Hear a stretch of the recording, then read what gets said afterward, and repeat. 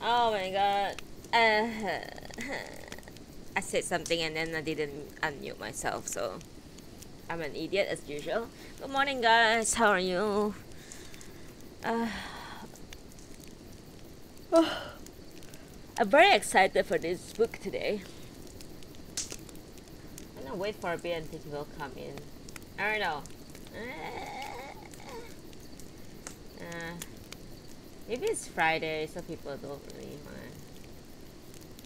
care about this. Hello everyone. Hello everyone.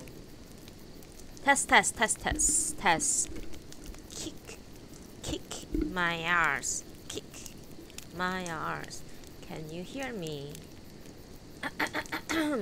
Beep beep beep beep beep beep. Beep beep beep beep beep beep beep beep beep. I'm such a weirdo. Hello, good morning, guys. I don't know, should I put Nuna a bit bigger?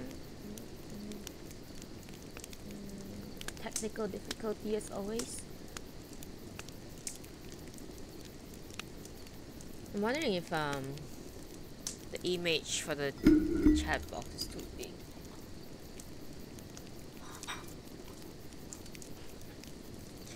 Chotomates.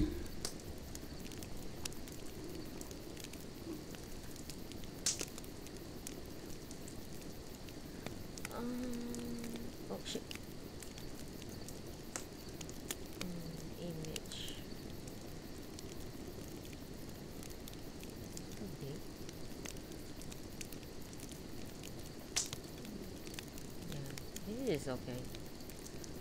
My chat box is actually very small, to be honest. Oh, I have 10,000. Yeah, I have quest to do.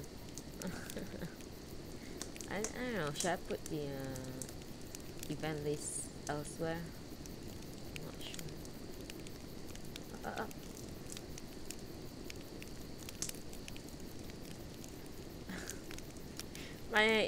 My Nuna looks like an announcer. Just lock it here, and then where is the?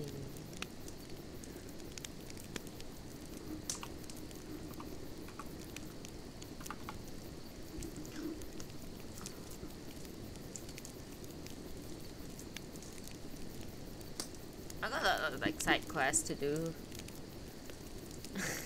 Main quest as well. I stopped main quest for so long. I really should be doing them, but I'm so lazy and also busy with work and stuff. Excuses. Yes. Let me think. I'm just gonna chill for a bit before. I don't know. There's only one viewer here. I think I know who is that. It's definitely Zapop, for sure. My only supporter. The others probably busy. They're not here yet. But I hope that my VOD that I'm gonna keep is gonna be helpful to you guys.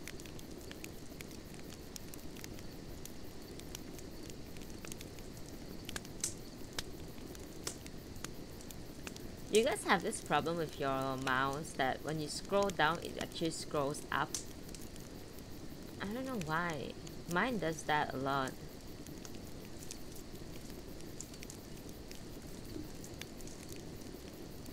But it's not broken. It's just being weird.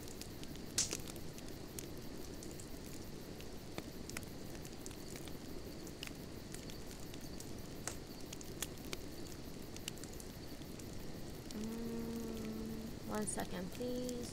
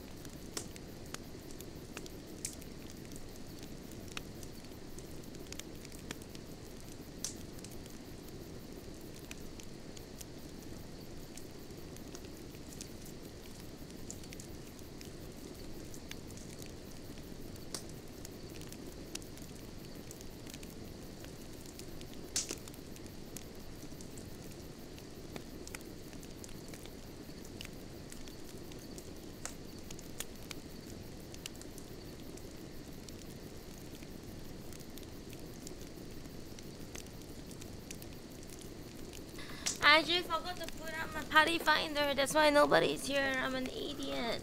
Chotomate kudasai. Oh, wear my contact lens.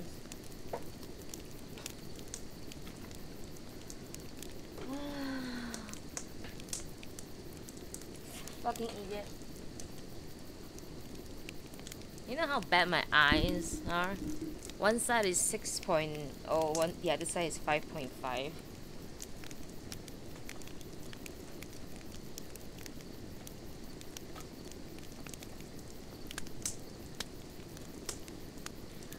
I should save for LASIK one day. I mean, I've been saving for LASIK for like fucking 3 years now. And by the time I save enough money, I had like fucking mental problem that I need to go and get medication and fucking therapy for. TMI.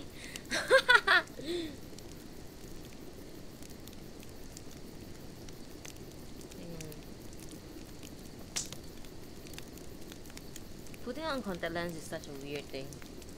I don't know why.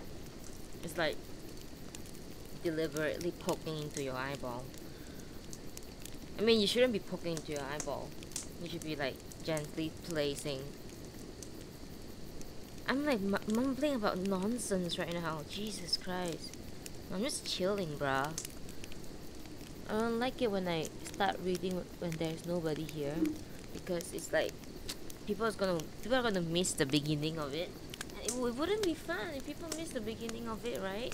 But right now, as it seems, is that I think nobody's gonna turn up today, so I'm just gonna probably start reading soon. I woke up so late. I mean, not super late, but like 10 plus. But you know what? I used to wake up so early every day. You know, like legit 7 a.m., 8 a.m. I would wake up.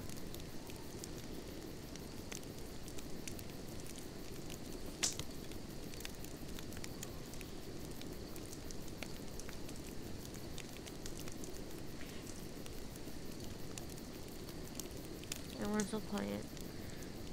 Is there anyone in my room right now? Yeah, nobody. It's okay.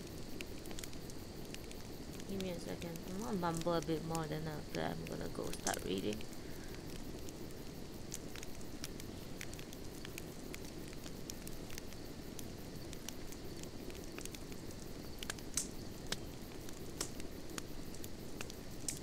Question. I mean to the empty chat room right now. Question. Do you guys pop the pimple on your face when it appears on your face? I mean, as in like a fresh pimple.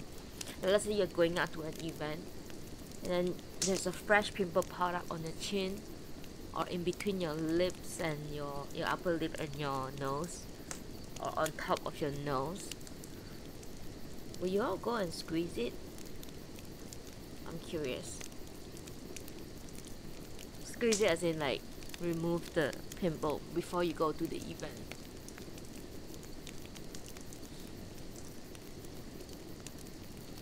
I'm curious.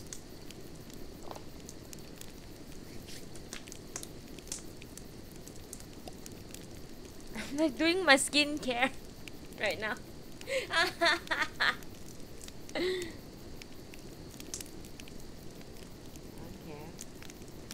Stream and do whatever the fuck I want. I'll read soon, don't worry. Nobody's here anyway, so it's fine.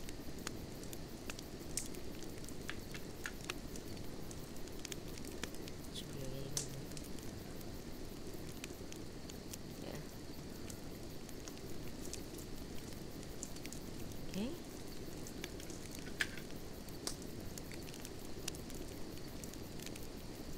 Right. A lot of people don't play this game anymore. I've been playing this game for like 8-9 years.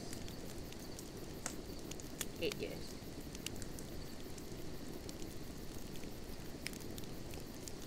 And I'm still playing it. Yeah, I thought when I unsub for like 6 months or so.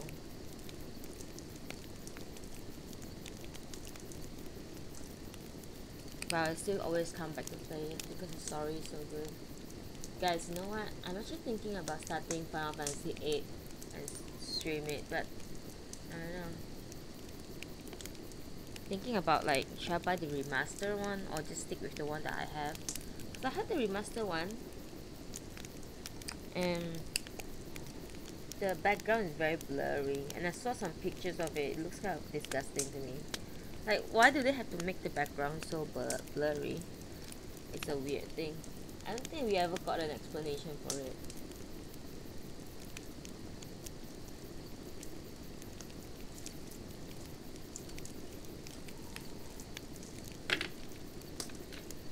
Hello, welcome to my chat. I mean, to my welcome. I'm fucking stumbling already. Welcome to my channel, Ariana Nuna. I do readings every alternate days of the week, Monday, Wednesday, and Friday. And for the past 3 months or so, I haven't been doing it because of personal reason. I've been very busy with IRL stuff, but I'm good morning, Ando. Morning, Ando. Somehow I feel like it's you. Premonition. Oh no, not premonition. Just a very good guess, I guess. How are you this morning? I'm like fucking doing my skincare while waiting for people to come in, but it has been like almost 10 minutes, but nobody is here. I forgot to put up my party finder earlier because I'm an idiot. But I also don't feel like there are people like. I had my breakfast already. Don't worry about me. Like, I had bread and coffee and stuff. So don't worry. I eat. I do eat. I eat too much. In fact, I gotta stop eating so much. Have you had your breakfast, Ando? That's the question.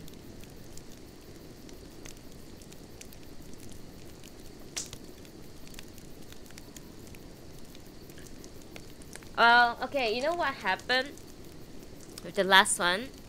Okay, number one, it was... wait, hang on. It was like my first time coming back to read, so I got a bit gung-ho over it. Secondly, to be honest, it wasn't that great of a book. Too many prose. There's so much prose that you feel like if you stop there, it's gonna be very awkward to stop where I have to stop. And the worst thing is that there are no chapters, so it's like prose after prose after prose after prose after prose. So it's like for me to like stop at the flow of the prose, it's gonna be fucking weird. And also, I really don't want to continue reading it on another day because it really just wasn't a good book for me. And I really regretted buying it.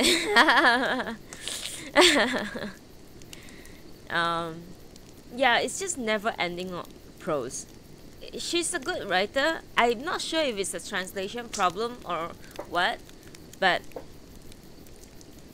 the idea is there. The idea is good. It's just that there's just there's no chapters. It's like a one-shot go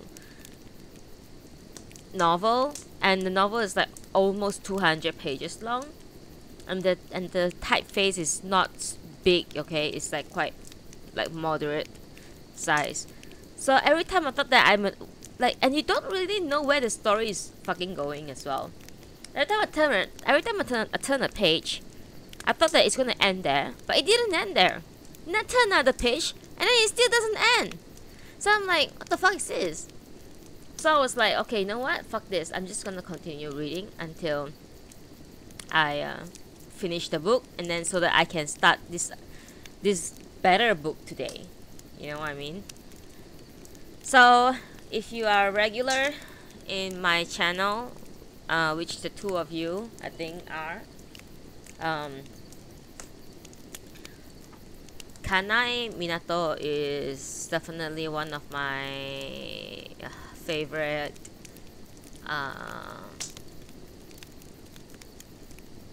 favorite writer. But this time around, is the book is translated by another translator, so I'm not sure how good it would be. So yeah. Oh, somebody just left because I'm not reading the book. I gotta start reading, I guess. Sorry, I like to babble too much. So Kanae Minato wrote a lot of books, but the only books that got translated is Confessions, which is the one that I read before, and Penance, which is the one that I'm going to read right now. So since it's like 20 minutes into my stream and I still have not start reading, I think I'm gonna stop waiting for people to come in and just gonna start reading now. One sip of tea and I'll be right back.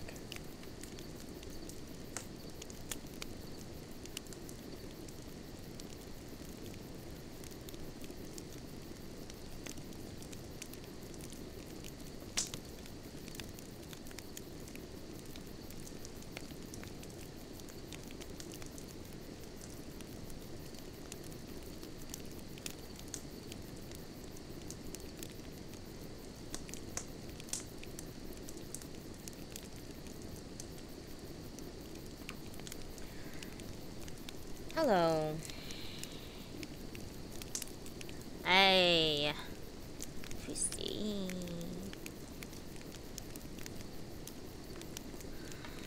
Okay, today we are going to start reading Penance by Kanae Minato.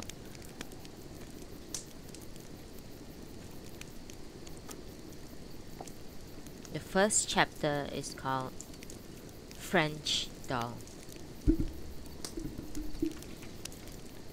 Translator's note: until 2010, Japan had a 15-year statute of limitations on the crime of murder.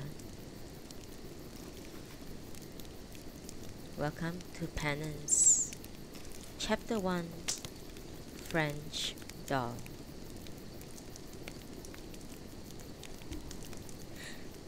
Dear Asako, thank you so much for attending my wedding the other day.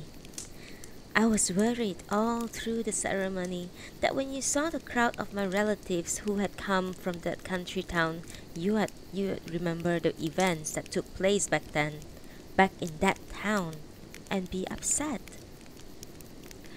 They never seem aware of how rude they are sometimes. The only good thing about that town I grew up in is the sparkling clean air.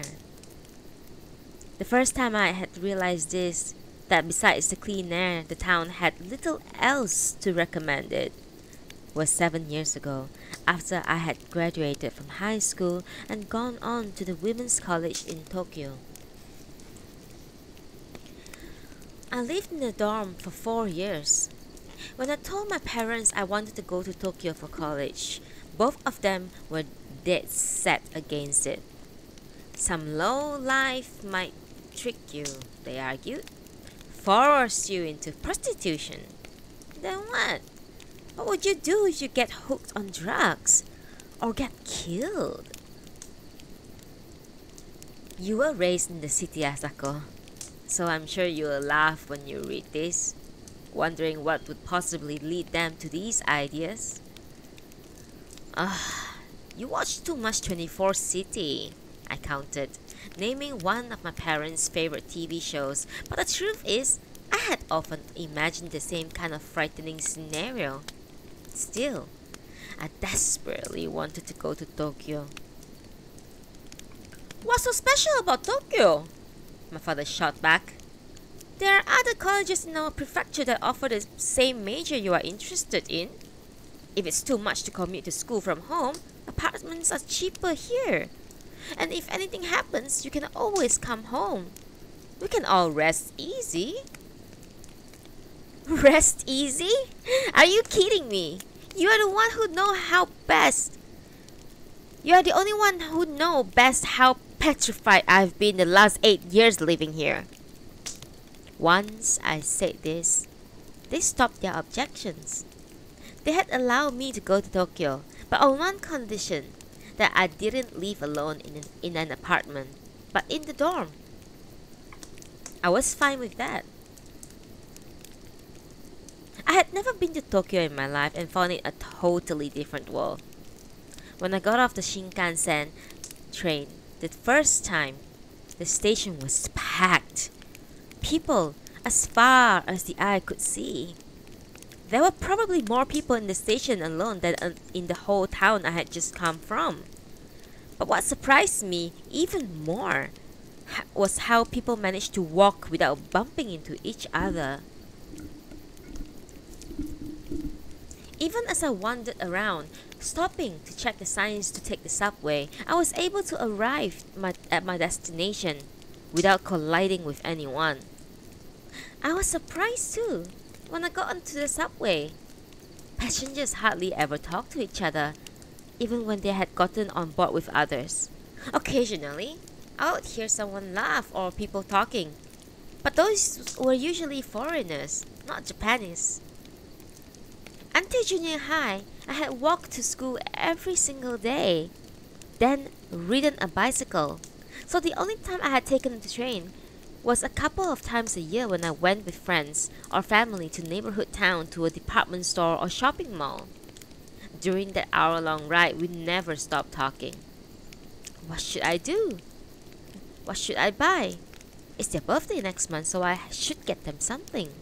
What should we have for lunch? McDonald's or KFC? The way we acted, talking the entire way, wasn't so outlandish, I don't think. There were lots of people talking and laughing throughout the train, and nobody objected, so I always thought that was how you acted on trains.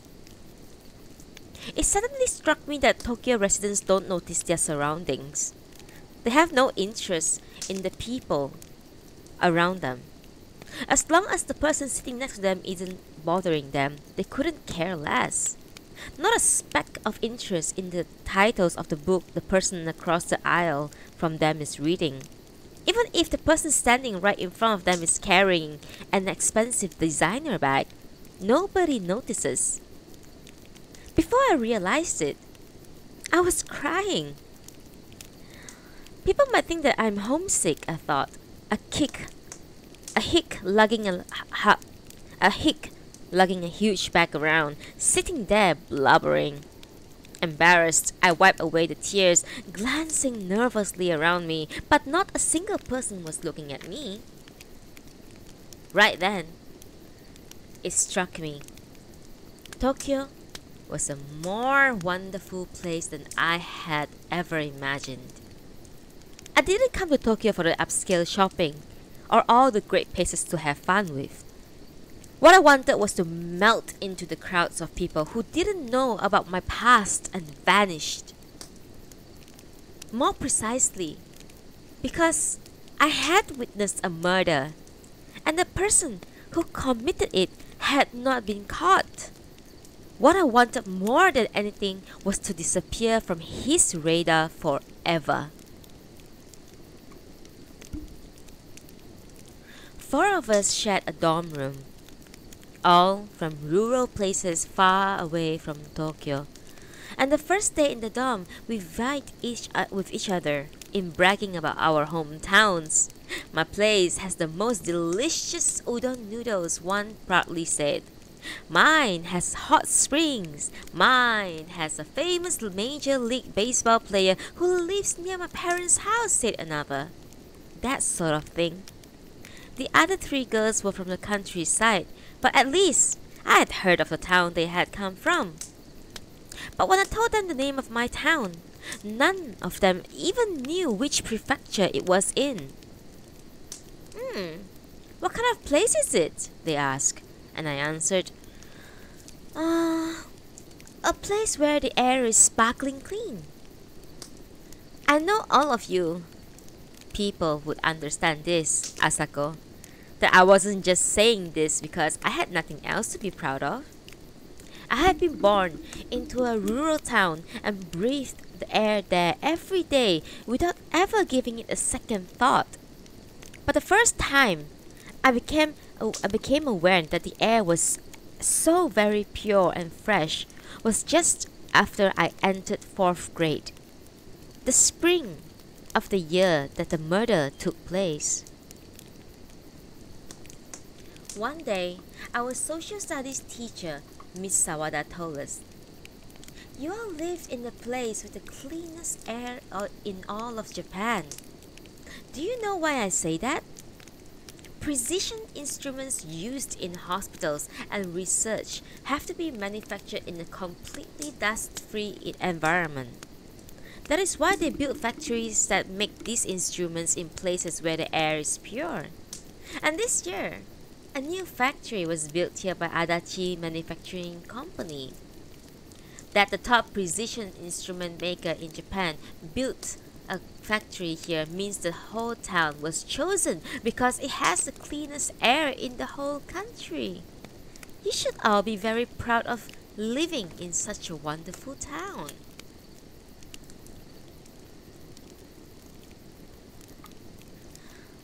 After the class, we asked Emily if what the teacher said was true.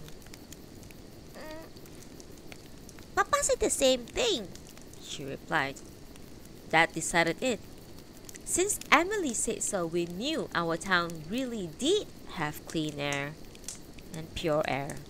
We didn't believe it because her father, with his fierce look and glaring eyes, was some higher up in Adachi Manufacturing. We believed it because he was from Tokyo. The town didn't have a single mini-mart back then, but none of us kids minded. We accepted things the way they were. We might see commercials on TV for Barbie dolls, but we had never actually laid eyes on any, so we didn't particularly want one. Far more precious to us were the fancy French dolls that the people in this town proudly display in their living rooms. Still, after the new factory came, a strange new sensation started to arise among us. From Emily and the other transfer students from Tokyo, we started to detect that the lifestyle we had always thought was perfectly normal was, in fact, inconvenient and behind the times. Everything about these new residents' lives was different, starting with where they lived. After Adachi Manufacturing came to town, the company built an apartment building for their employees. The first ever building in town who went over 5 stories tall. It was designed to harmonize with the surroundings, but for us, it rose up like a castle in some far-off land. One day, Emily invited some of the girls in her class who lived in the West District part of the town, where the building was, to her apartment on the top, the 7th floor. The night before, I was so excited I could not sleep. 4 of us were invited to her place. Me, Maki, Yuka, and Akiko. All friends from long ago, raised in the same neighborhood.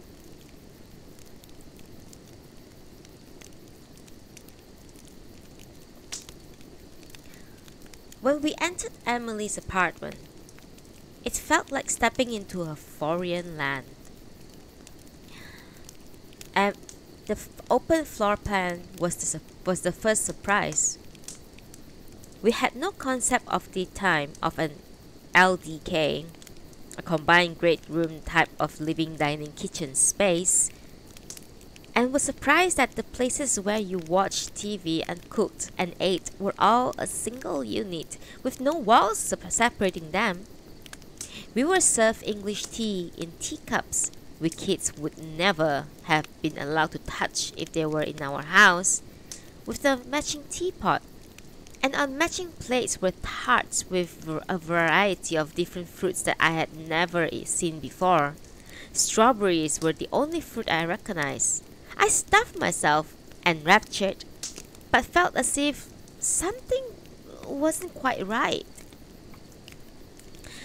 After eating, we decided to play dolls, and Emily brought out Barbie doll and a plastic heart-shaped dress case from her room. The Barbie doll was dressed exactly as Emily was that day. There's a shop in Shibuya that sells the same outfit that Barbie wears, and my parents bought it for me for my birthday last year. Right, Mama? All I wanted to do, all I wanted at this point was to get out of there. Right then, one of the girls said, Emily, could you show us your family's French doll? What's that? Emily shot us a blank stare. Emily didn't own a French doll, and she had no idea what we are talking about. I had been feeling deflated, but hearing this, I perked up. It was only natural that Emily didn't know about the French dolls. In the city, they were an obsolete status symbol. The old Japanese-style wooden homes around our town all had one thing in common. The room closest to the front door, a sitting room, was done in Western style and was sure to have a chandelier and a French doll inside a glass display case. People had owned French dolls for ages, but about a month before Emily moved to the town, it suddenly became popular for the local girls to go from house to house to admire different dolls.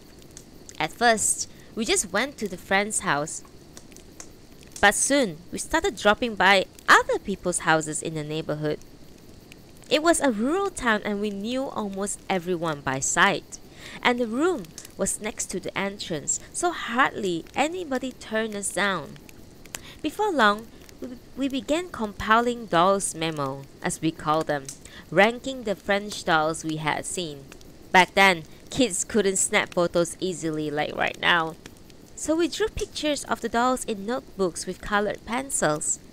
Mostly, we ranked them according to how pretty the dresses were, and I liked looking at the dolls' faces.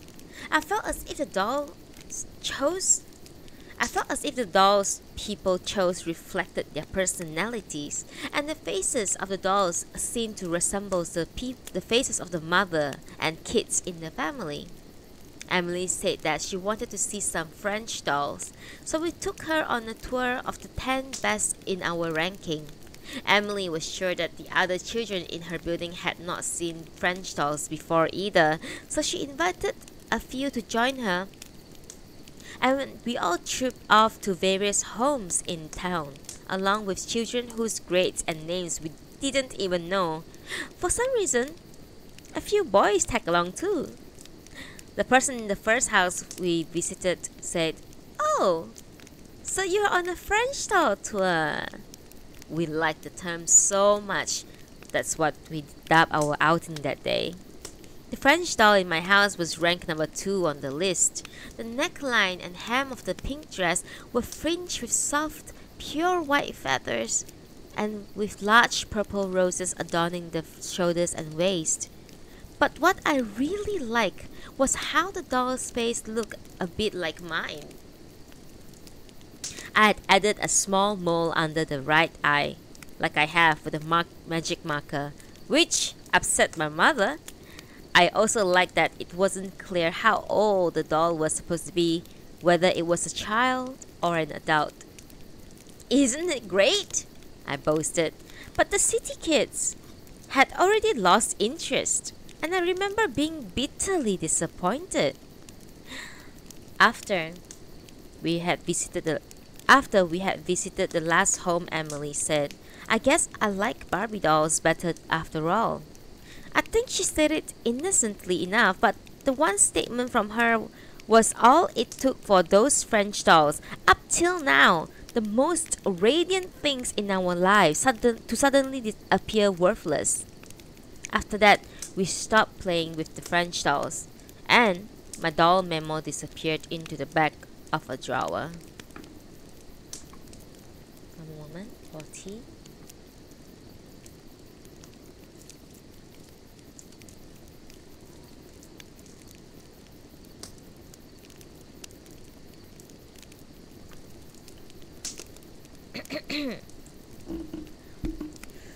But 3 months later, the words French dolls were on everyone's lips in town because of the so-called French doll robbery.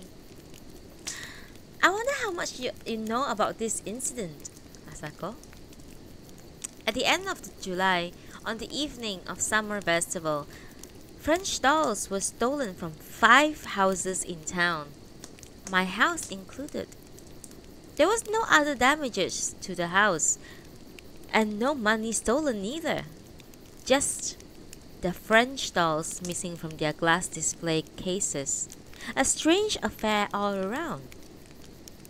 The festival was held on the ground of a civic center on the outskirts of town, with the Obon dances starting around 6 p.m., a karaoke contest at 9, and then the whole event winding up at 11 p.m. The neighborhood association provided watermelons, ice cream, somen noodles, and beer free of charge, and there were a few stalls selling shaved ice and cotton candy. It was a big event for the town. The homes the French dolls were stolen from, including mine, had 2 things in common. First, the whole family was out at the festival, and second, none of the houses had locked their front doors. Most houses in town were like that at that time, I think. When people were asked to deliver something to another house, they would just open their front door when no one was at home and place the package inside. It's just what people did. Since we had our little French doll tour, the police right away pegged it as a prank by children, but the perpetrator and the dolls were never found. Eventually, it was shelved as some unexplained odd event on the night of the festival. I remember my father getting angry with me. It's because you kids had the tour, that's why. Some child who didn't have a French doll at home got jealous and stole them. Our summer vacation started with that incident. But still, we went out every day, from morning to evening, to play. We especially liked the pool at our elementary school. We had spent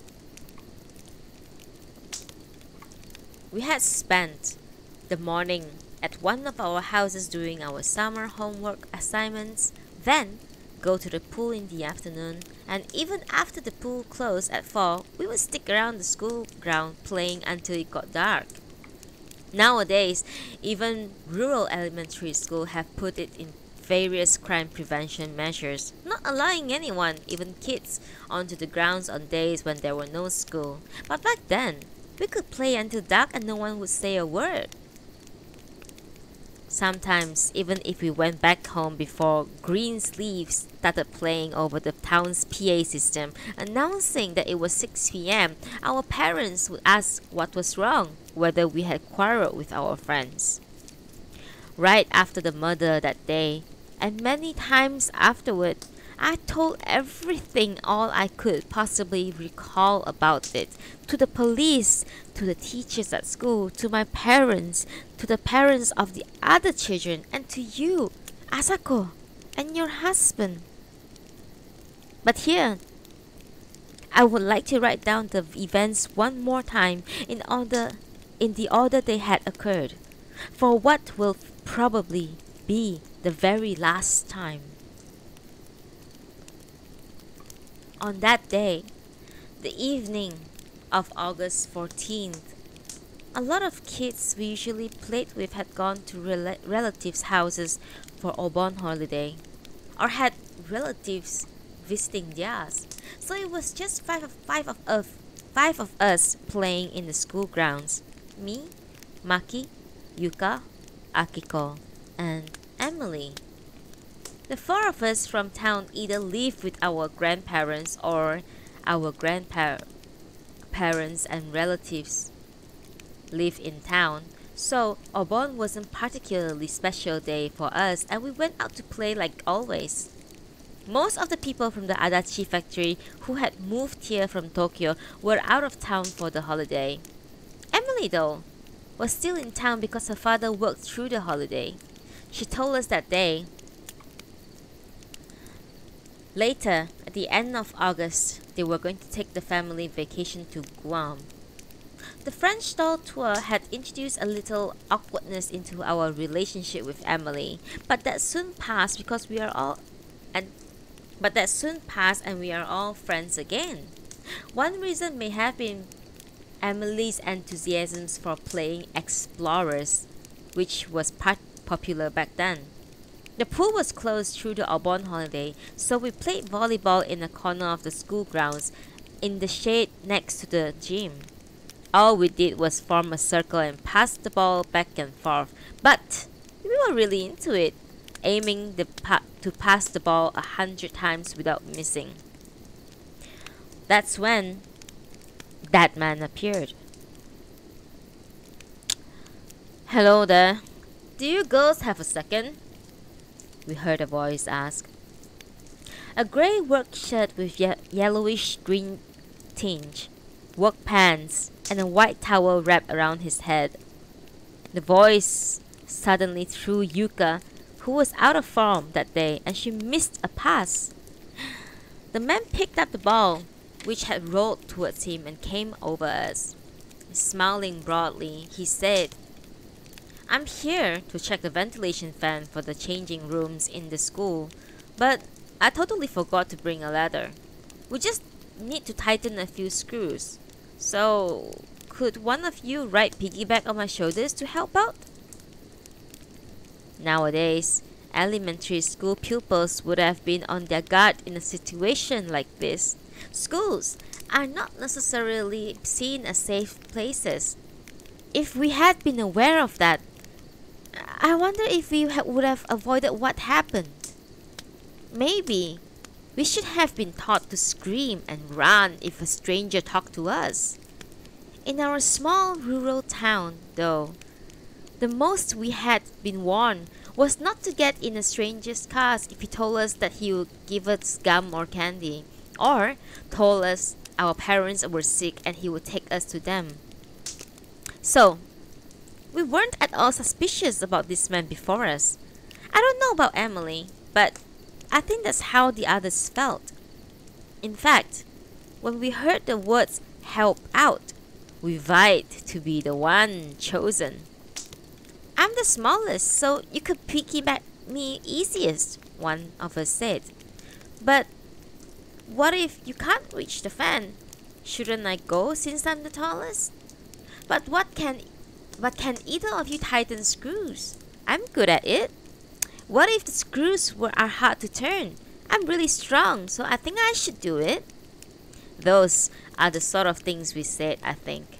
Emily didn't say a thing. As if sizing us up, the man looked from one to the other. "Can't be too small, can't be too big," he said. "And if your glasses fall off, that's no good. And you might be a bit too heavy." Lastly, he turned to Emily. You are just right," he said. Emily glanced at us with a slightly worried look. Maki, perhaps disappointed that Emily had beaten her out, suggested that we all help. "Good idea," the three of us agreed. "Thanks," the man said. "But the changing room is kind of small, and if everyone comes, it will be a hard work. And I don't want anyone to get hurt. So, could you all stay here? It won't take long. I'll buy you all ice cream afterwards." Oh, how could we object to that? "Okay then," the man said, and took Emily by the hand and led her across the school grounds. The pool was beyond the spacious ground, and we went back to playing volleyball before the two of them had disappeared. We played for a while, then sat in the cool shade of the steps at the entrance of the gym and chatted. "They are not taking me anywhere for summer vacation. I wish my grandpa's house was a little farther away. Emily's going to Guam next week. Is Guam part of America? Or a country called Guam? I don't know. Emily's so lucky. She has a Barbie dress today too. Her face is so pretty too. You call those kind of eyes almond eyes, right? She looks so cool. And her father and mother look like goggled-eyed aliens. Her mini skirt is so cute. Emily has such long legs. Oh, did you hear? Emily's already started that. What do you mean that? Sae? You really don't know? That's the first time I had ever heard the word menstruate. The girls in school were assembled to hear about this the year after, in 5th grade, and my mother hadn't talked to me about it yet. I didn't have an older sister or any older girls among my relatives, so I was clueless about what they were talking about. The other 3 either had older sisters or else their moms had told them about it, and they began explaining it to me as if displaying some astounding knowledge. Menstruation is proof that your body is able to have babies, they said. Blood drips out between your legs, huh? Are you saying that Emily is able to have a baby? That's right. Your older sister too, Yuka?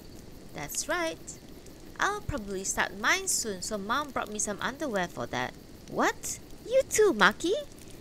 Girls who are big start in 5th grade, they say. But you, Sae, you won't start till junior high. By high school, everybody has it, they say. You've got to be kidding me, I mean. No junior high girls have babies. That's because they didn't make them. Make them? Sae, are you saying you don't know where babies come from? Oh yeah, when they get married, right? Honestly, girls do dirty things with boys, that's how. I hope all this stupid stuff I'm writing won't make you rip this letter up.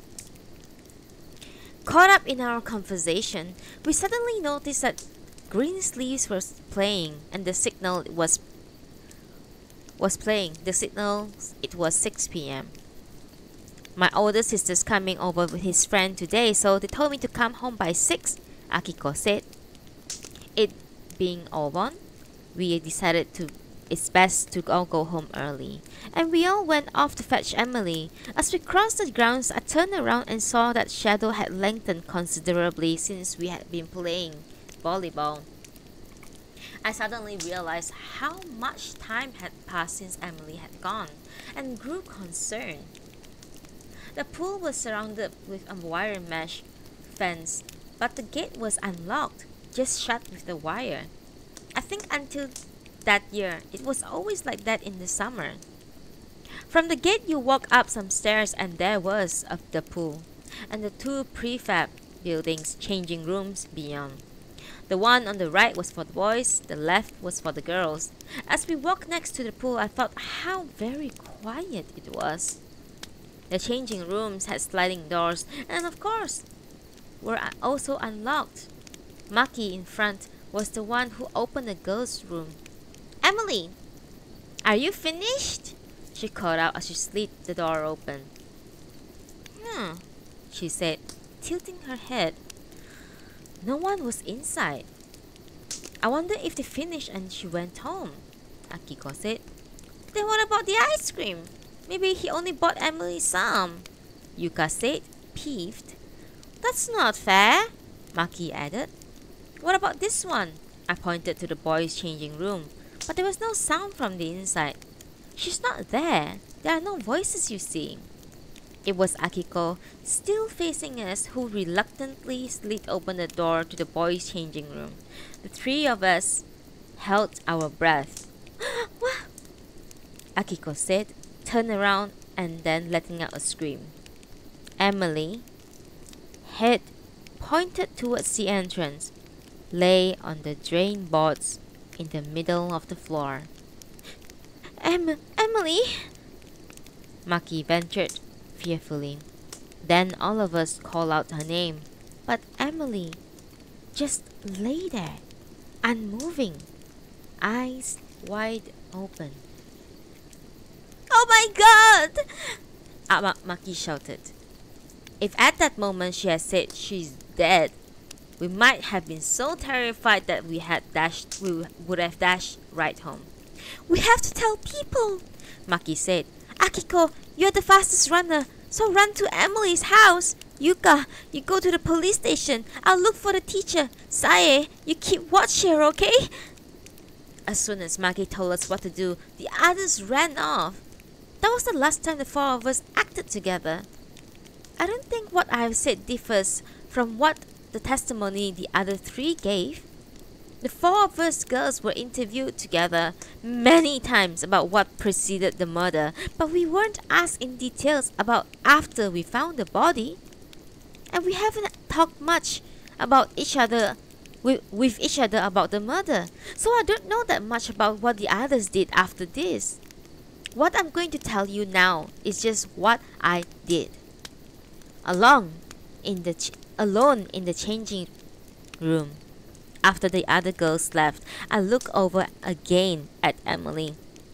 She had on a black t-shirt with a pink Barbie logo written across the chest, but the shirt was rolled up so high you could barely make it out. I could see her white stomach and the slight swell of her breast. Her red check pleated skirt were rolled up too, and the bottom half of her body, with no panties on, was exposed. I was asked to guard her, but I felt like if any adult were to come, they would yell at me for letting her body to be exposed like this. The poor girl! They would scold. Why didn't you cover her up? I hadn't done this to Emily, yet I felt as if I would be the one they would blame. So hesitantly, I stepped inside the changing room. The first thing I did was use my handkerchief to cover up her open eyes and mouth, which had liquid dripping out. And avoiding looking at Emily, I held the t-shirt with my fingers and rolled it down. There was white sticky stuff all over her stomach, though at the time I had no idea what it was. I rearranged her skirt too. As I crouched down, I saw her panties all crumpled and tossed aside at the lowest rows of lockers. What should I do with her panties, I wondered. I've been able to rearrange her shirt and skirt without touching her body, but that wouldn't work with her panties.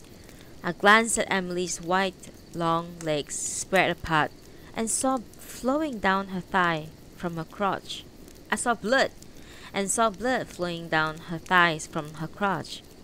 That was when I got scared and ran out of the changing room. I think I was able, even realizing she was dead, to rearrange her clothes because she had been strangled, but there wasn't any blood. The second I was out in the changing room though, the pool in front of me frightened me and I froze. In a short space of time, the sun had gotten really low and the wind had come up. I stared at the tiny ripples on the surface of the pool and felt as if I were going to be dragged in. They say that during Obon, the festival for the departed spirits, if you go swimming, the dead will grab your leg. Every year I heard this warning and now it rattled around in my head, and I had the illusion that Emily was going to arise and to take me with her to the land of the dead, push me into the pool. I closed my eyes and crouched down, head in hands to stop up my ears, and kept on shrieking so loud it felt as if my throat would burst.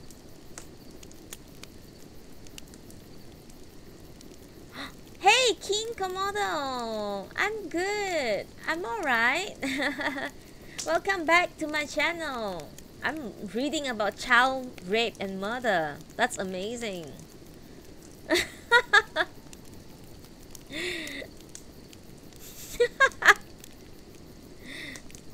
Okay, we shall continue.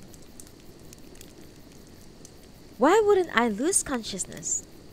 If I could have made myself faint, the situation I find myself in might be very different.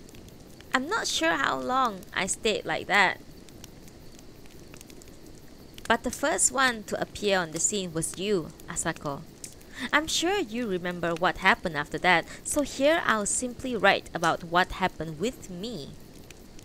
Yuka returned with the local patrolman.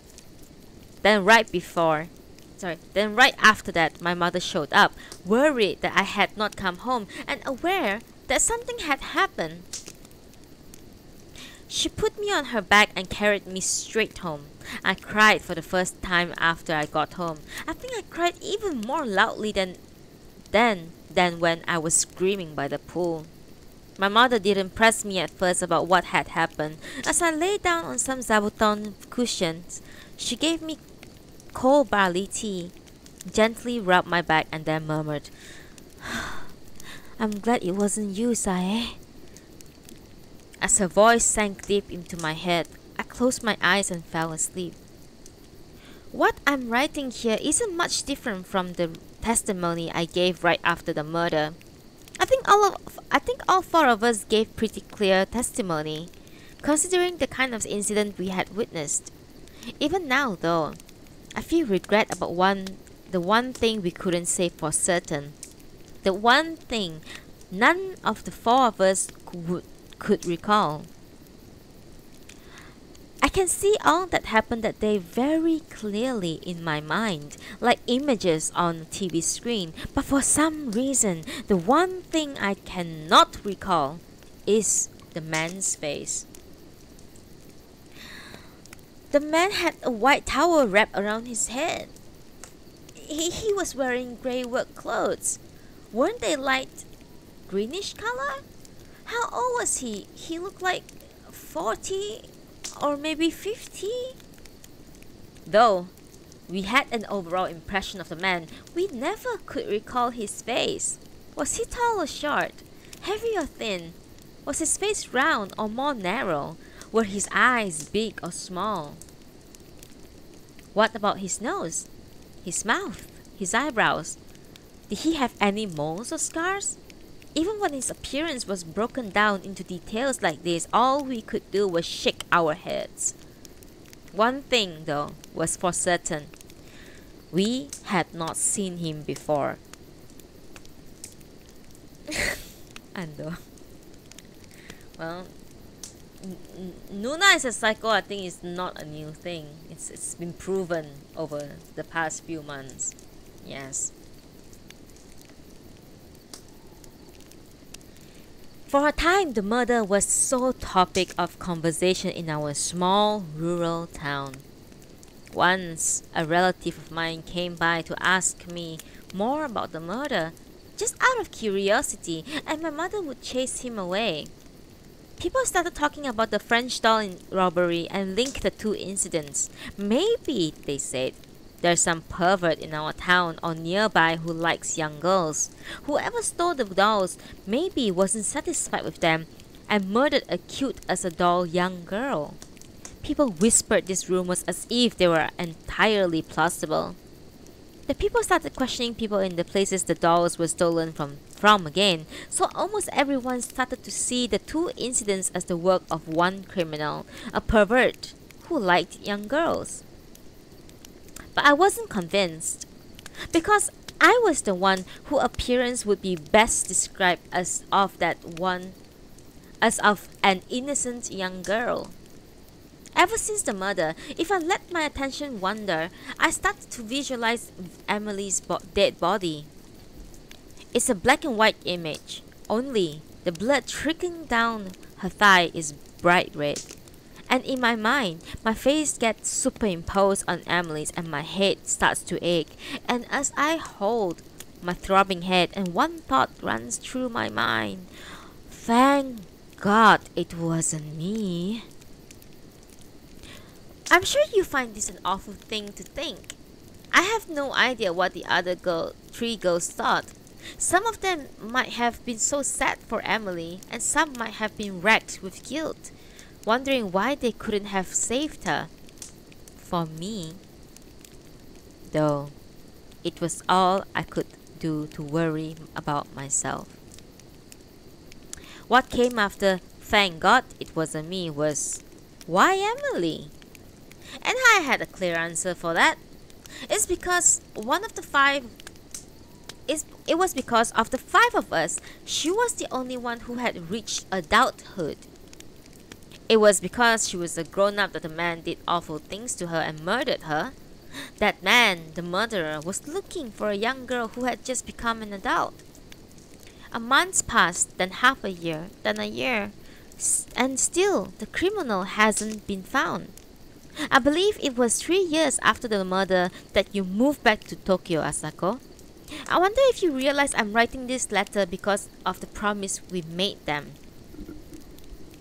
Time passed, and as people in town spoke less of the murder and the fear grew stronger within me, even if I didn't remember the murderer's face, he might remember mine. He might think we knew his face and come to murder me and the other girls. Until now, adults around us had kept an eye on us, but they were gradually slacking off. Perhaps he was waiting for us to start doing things on our own without adults around. I had the constant sensation that the murderer was watching me through gaps in the windows, from the shadows of a building, from inside of a car. I was terrified. Absolutely petrified. I didn't want to be killed, and in order not to be, there was one thing I had to avoid at all costs. I could never grow up.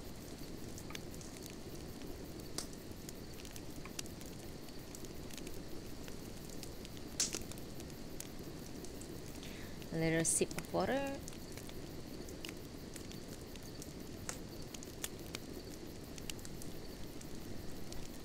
Still, as time passed, wait, hang on.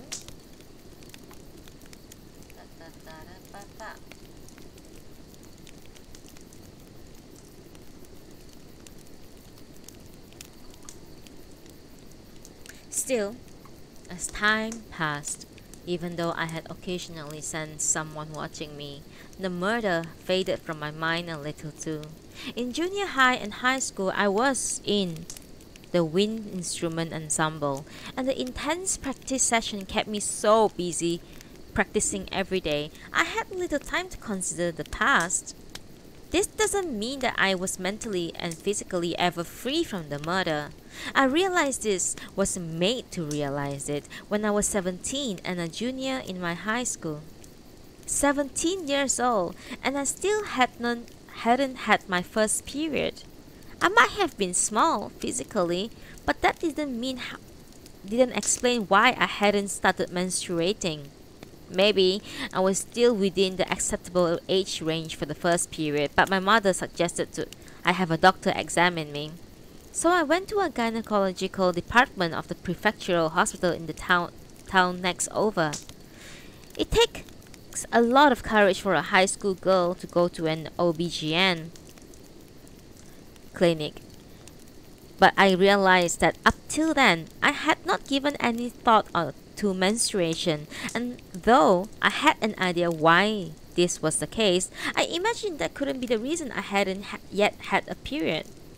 It would be terrible to have some kind of actual gynecological problem, I thought. So I steeled myself and went. There was a private OBGYN clinic in our town, but the last thing I wanted was for people in the town to spot me going there. I had barely talked to any boys, let alone gone out with any, but couldn't stand the thought about ugly rumors flying around, so I went to another town to get checked out. The test showed nothing out of the ordinary, and the doctor said that it might be psychological. Are you experiencing any kind of stress at school or home? He asked. When I learned that periods can start and stop because of psychological reasons, it made sense. If I became an adult, I'll get killed, I thought. If my period starts, I'll get murdered. I had been suggesting this to my body all along, and at first consciously, then gradually unconsciously. Even if I didn't consciously think of the murder very often, it had still been constantly at work with the deeper recesses of my mind. The hospital recommended counseling and the regular hormone injections, and I said I'll talk it over with my parents. That was the last time I went to the hospital. I reported back to my mother that they had found nothing wrong, that I was just a little late. I was praying even more now that my period wouldn't start before the statute of limitations on the murder ran out. Even if I left the town, got lost in the crowd in Tokyo, and lived among people who knew nothing of the murder, who knew but that I might run across the murderer again. But my body, still not that of an adult, would keep me from harm. That's the sense of security I sought. I didn't hope so much that the murderer would be arrested, but the murder brought up all over again, but more than the statute of limitations would come quickly, and I would finally be freed from the past. This had nothing to do with the promise I made to you, Asako. Still, I never dreamed I would ever see you again. After graduating from a women's college with an English degree, I was hired by a medium-sized company that mainly dealt with dyes. Whether you graduated in the sciences or the humanities, all new employees spent the first 2 years assigned to the laboratory. They did this to teach us what kind of products the company was dealing in. This was the first time since high school chemistry class that I had touched test tubes and beakers, and the first time I had ever seen one of those analysis devices that cost tens of millions of yen. Gas chromatography, liquid chromatography. They explained what these squares, boxy devices did, but it flew right over my head. But the company logo was on the side of the machines that catch my eye. Adachi Manufacturing. So, these were made in the factory back in my hometown with its pure, clean air, I realized, and felt a sudden closeness to them. At the same time, a sense of disgust welled up, as if the town had been lying in wait for me. This complex mix of emotions stayed with me starting shortly after I was hired. It was in the spring, at the beginning of my 3rd year in the company, that the head of the laboratory approached me about a possible marriage candidate. This was right after I finished my 2-year stint in the lab and had officially been assigned to the accounting department. He's the son of the managing director of one of our top clients. He saw you somewhere and asked to be formally introduced. If the head of the lab had spoken to me privately about this, I probably would have turned him down, even though it was one of the company's executives asking. I wasn't, after all, someone who could consider getting married. But he asked me loudly in front of my co-workers, just as all of us who had joined the company at the same time were gathering our belongings in the lab in preparation for moving to the various departments to which we had been assigned. He handed me the man's photograph and personal history right then and there, and my co-workers crowded around, dying of curiosity. I opened the folder with a photo of the man, and some of the other women voiced their approval.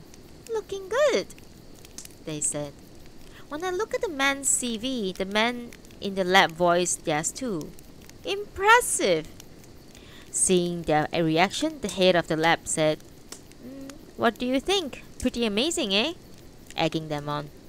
"He's quite a catch for you," some of my colleagues said. "This is your big chance." I had completely lost the opportunity to turn him down flat and ended up replying that I would be happy to meet the man. But what would an elite man like that, a graduate of a top university working in a top corporation and a stylish-looking guy, ask to meet someone like me, a nothing office worker in a third-rate company, and think I might be a suitable marriage partner? What was I doing when he spotted me and got interested? Thoughts like that ran through my head over and over before the day of our first meeting, and I arrived at one conclusion. He must be mistaking me for someone else. We avoided the usual stiff omiai meeting with the go-between present and instead arranged just the two of us to have dinner. But actually that made me feel depressed. I was earning on my own now and finally able to talk with men like everyone else, but I had never had a dinner alone with the man I had just met.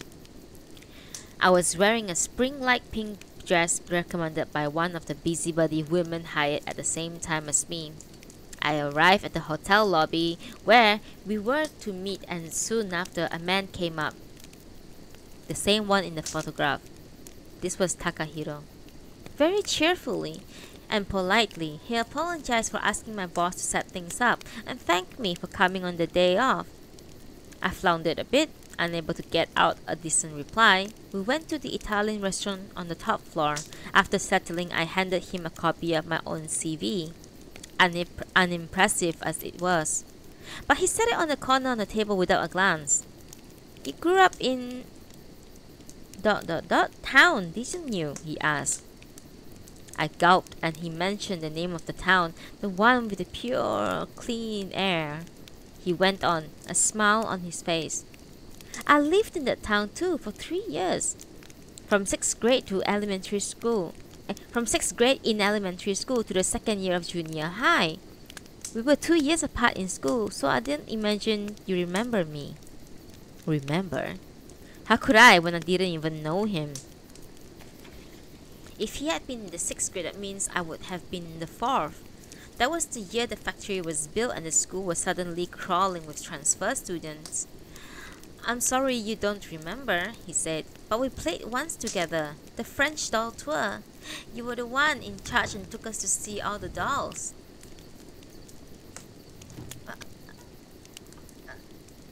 Welcome, Whiskey, to my channel. Thank you so much. Thank you. Thank you so much. Please have a seat. Thank you.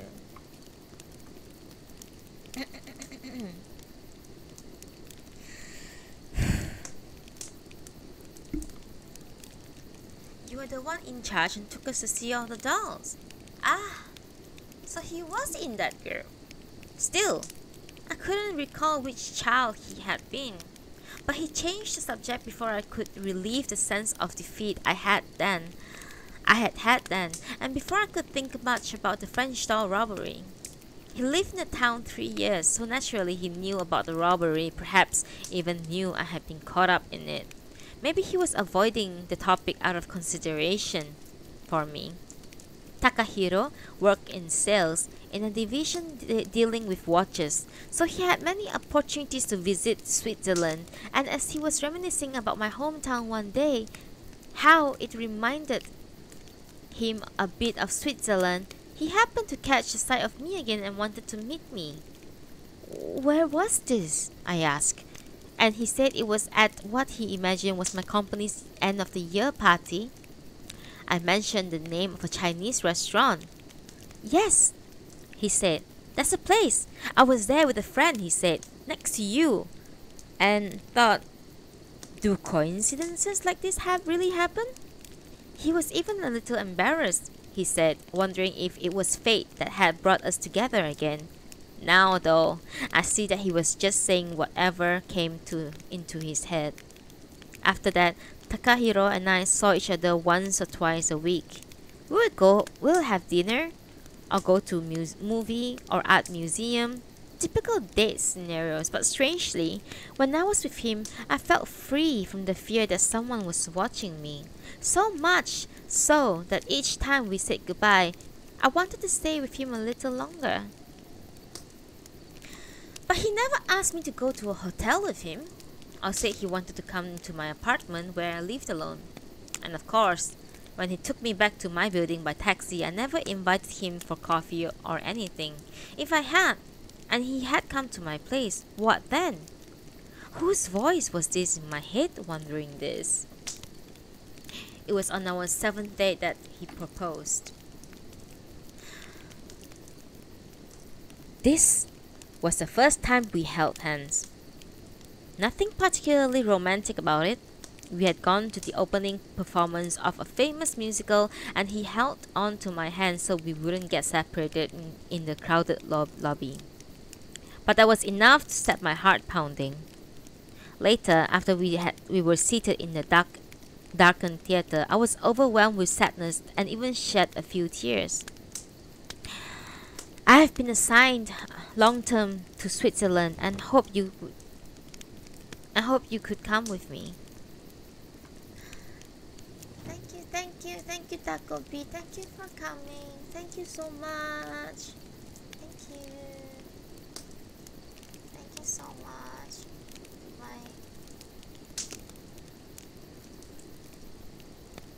Thank you.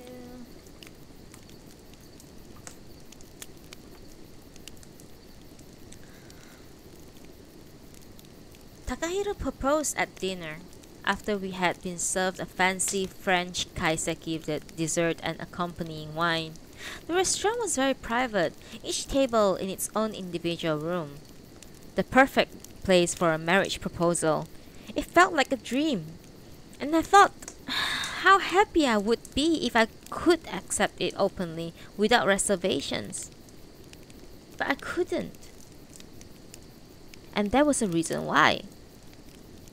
I'm very sorry, I said, bowing to him, but I cannot accept. Why not? He asked. The proposal wasn't totally unexpected, but it had me flustered. I wish I could have turned him down by giving some typical trite reason, telling him he should find someone who would be more suitable for him instead of settling for nobody like me. But this would have been a lie. So I went ahead and revealed the real reason. I never imagined I would reveal the loathsome truth about me as a reply to a marriage proposal.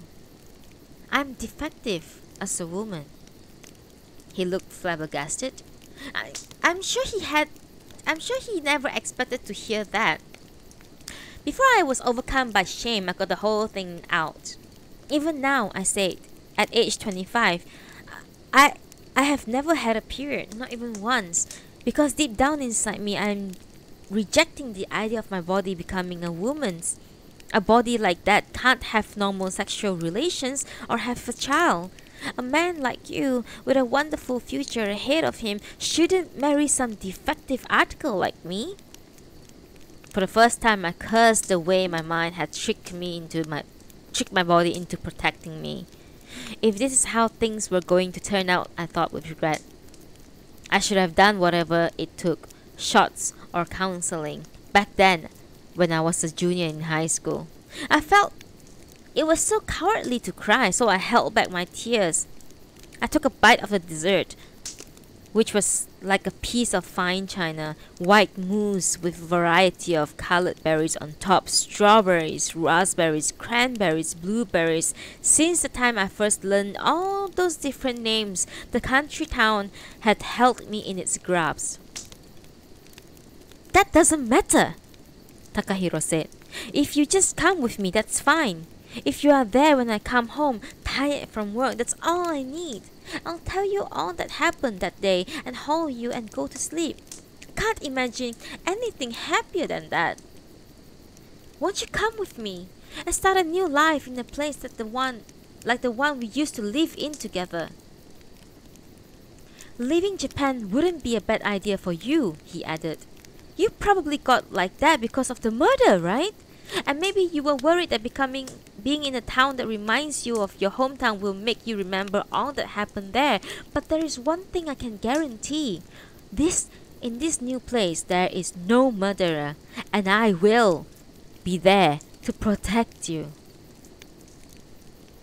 I was surprised when Takahiro asked if it was all right to invite you, Asako, and your husband to our wedding. That was the first time I learned that Takahiro's father and your husband were cousins. When Asako and her husband see me, I asked him, won't they remember the murder and suffer those terrible memories all over again? But he said you had told him you really wanted to attend. To be perfectly honest, I didn't want to see you again, Asako. I was afraid you would never forgive me for not keeping my promise to you and instead seeking out my own happiness. But I had no right to say anything when it came to the wedding. It was Takahiro's family after all. Both parents were executives with Adachi Manufacturing, who were footing the bill for this extravagant affair, held in an art museum designed by a famous architect, a place where several celebrities had also had their weddings. The only thing I was left to choose by myself was the wedding dress. But on the day of the wedding, you told me, Asako, to forget the murder and be happy. I cannot tell you how overjoyed I was when you said that. And one other thing made me really happy that day. The surprise that Takahiro had in store. When Takahiro and I had been planning the wedding, I was sure that my mid-reception change of outfits, I would change into a cocktail dress. But he simply dismissed the idea, urging me to stay in the white wedding dress to the end. The reason became clear during the reception when he suddenly handed me a box with a large ribbon on it, and I was led into the waiting room by one of the staff. I opened the box and found a pink dress inside. The décolleté and hem were edged with white feathers, the shoulders and waist decorated with large purple roses. A matching headband of purple roses and white feather were also placed on my head. My French doll might wear this kind of headband, I recalled. I looked into the mirror and what I saw was the French doll we used to have in the sitting room of our old house. But why? I wondered. And then remembered that the first time Takahiro and I met was during the French doll tour. Me, a country girl, proudly showing kids from the big city our antique-looking dolls. He must have remembered how I was then, ordered a dress identical to my dolls. Oh, thank you for being here. Thank you so much. Thank you so much. Thank you, thank you, thank you. Thank you so much.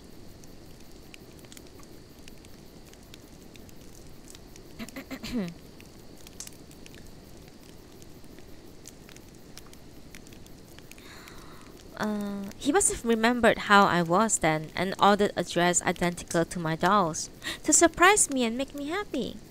When I went back to the reception hall, Takahiro gazed at me as if holding his breath and then burst into a big smile. "You are gorgeous," he said. Everyone kidded us and toasted us, and 2 days after this blissful time, I set off with Takahiro on our trip. From the airplane, I watched the scenery on the ground recede and my whole body was filled with the sense of liberation. In this new place, there is no murder, and I'll be there to protect you. But there was a criminal. The town I am in now does have clean, fresh air like the other town. That much is true, but other than that, there's nothing at all the same. The town is so charming and beautiful. 2 weeks have passed since we began our life together, just the two of us. Hard to believe it's only been 2 weeks. I was a little surprised as I wrote this. Up till now, I was able to write calmly about things, but I'm not at all sure I can write about the rest as well. But what I'm going to say now is what I really need to write. I'll start with the day we arrived in this town.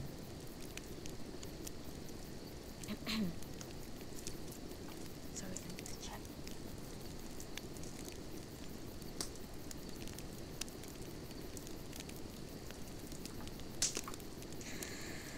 Takahiro had told me that our new house had almost everything we needed in the way of furniture, dishes, and so on. So I had gotten rid of most of what I had when I lived alone, and had only sent ahead a bare minimum of clothes and other personal items. After we were engaged, Takahiro had gone to Switzerland a number of times on business and had gotten the house ready for us then. We arrived at the local airport in the morning, and several people from his company came to meet us. I went with Takahiro to his office to meet his colleagues. We all had a meal together to introduce me to everyone and were even given a lovely wedding present. Then, we drove to our new home, just the two of us, in a car provided by his company. I marveled at everything I saw that day, but I gasped in joy when we arrived at our upscale neighborhood and saw our house, which was like an antique dollhouse. The house was 2 stories, with spacious living room, dining room, and kitchen combination on the first floor, as well as 2 other rooms. The living room had a sofa set and bookcase, and I went ahead and displayed the heavy standing clock that we had been given as a present. But overall, the room was a bit bare. There was enough dishes and utensils in the kitchen, though I thought it would be nice to have a pair of matching cups for us. An orange tablecloth would look nice on the dining table, I commented. And I would love to display lots of photos near the bay window, I added excitedly. Takahiro smiled and told me to go ahead and decorate it any way I liked. But first, he said, let's unpack. The boxes we had sent from Japan were randomly stacked in one of the first floor rooms. On the second floor there were 4 rooms, all of different sizes. The largest room in the back is in the bedroom, he told me. The others you can use any way you would like. I looked into each of them in order, starting with the closet. This place is too big for just the 2 of us, I was thinking as I continued down the wide hallway and put my hand on the doorknob of the room in the back. Let's leave this room for later, he told me. I got everything in this one room ready when I was here before, so let's go and eat first. His words and my own shyness over the bedroom being ready for us kept me from opening the door. I went with him to a nearby restaurant instead. We had beer and some simple but delicious local dishes. And when we arrived home in high spirits, Takahiro suddenly swept me up into his arms, lifted me over to the threshold like a princess, and began carrying me up the stairs. We continued the hallway, and he opened the door of the backmost room, and inside gently lowered me in the middle of the room. The room was pitch dark, and I knew he would let me down on a bed. He unzipped my dress, and it fell off my shoulder. Right after our wedding, we had stayed in a hotel for a few days, but Takahiro had been so busy with work preparing for his new job that nothing took place between us. But now I knew the time had come. Even with my incomplete body, I thought my love for him would let me be able to do it. Somehow, he would be able to manage. My heart was pounding and I was holding my breath when suddenly something came down gently over my head. My arms were slowly put through the dress. A fastener on the back was zipped up. He held my hand and my feet as he carefully arranged the bottom of the long dress. I realized he had put another dress on me. A light came on in the room. Takahiro had turned on one of the lamps. At that instant, what struck me was a vision of a French doll. What smiled back at me from above the beautifully carved wooden table next to the bed was the very face of one of those French dolls displaying in the sitting room in that country town. So he had bought the exact same kind of doll for me? But that wasn't it. There was a tiny mole beneath the doll's right eye, but the dress was different. It wasn't pink, but light blue. And the dress he had put on me was an identical light blue dress. In a daze, I turned around to find Takahiro gazing at me with the same smile he had at our wedding ceremony. "My precious doll," he said. "What the?" As soon as I got these words out, my voice, husky and angry voice, shouted, "Don't speak!" His smile was replaced by a nervous, irritated look, and for the first time, I remember which child he was on the French doll tour. Unsure what was going on, and not allowed to say a word, I stood there, frozen. His usual cheerful expression quickly returned, and he sat me down on the bed and sit down beside me. "I'm sorry," I shouted. Did it frighten you?" His tone was gentle, but I couldn't reply. He was looking at me, but those weren't the eyes of someone looking at an actual living person. I gazed back in silence. "You are a good girl, aren't you?" he said, patting my head with his large hand, and he began to tell his story. "Until then, I had never been in love," he said. "All the girls around me were trained since childhood to be well-mannered, to live up to their elite status, but they were conceited, stupid creatures, the lot of them. My mother was no different, complaining constantly about the researchers she supervised, all of them incompetent according to her. And about my father, who worked in the same department. And then we had to move. I couldn't believe that the town was even part of Japan. It was so devoid of anything. I had never seen kids like that before, uncouth and vulgar, so full of jealousy. When I thought I would have to spend the next few years with them, I felt as if I would go insane. Around this time, one of the other children who lived in our building invited me to go see something interesting. As she put it, I had no clue it was going to be dolls, but there was nothing better to do. So I went with these grubby little country kids.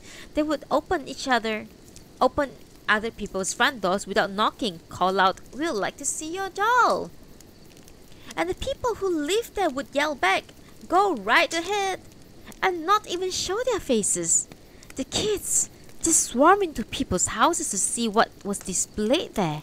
Unbelievable! Still, it did turn out to be kind of interesting.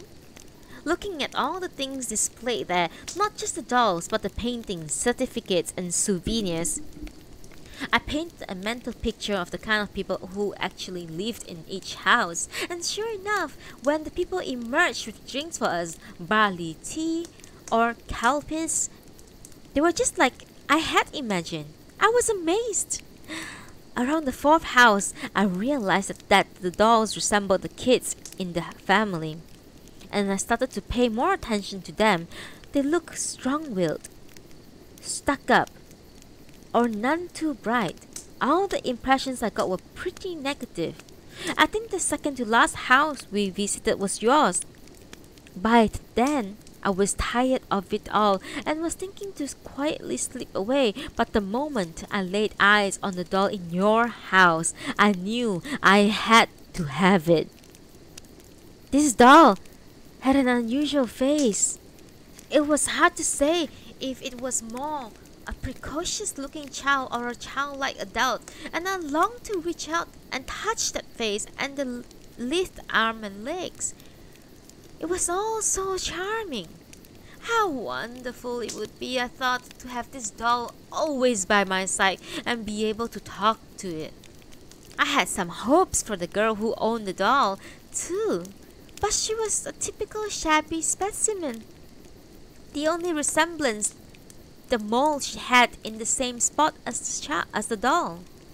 Even after I got home, I couldn't get the doll out of my mind. Whenever I heard my parents arguing in the next room, I would think of the doll. When my classmates laughed at me for not knowing the rules to kick the can, the doll would come to my mind.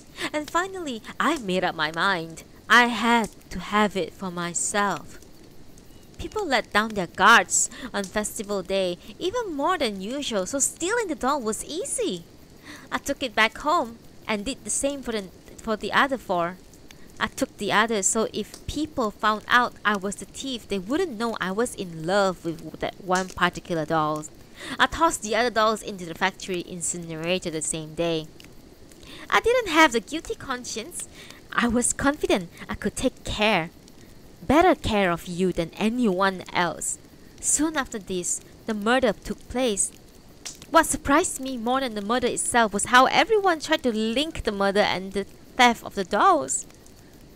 No way, I thought. They can't mistake me for a murderer. I went to see one of the children involved in the murder to check things out for myself. That was your house.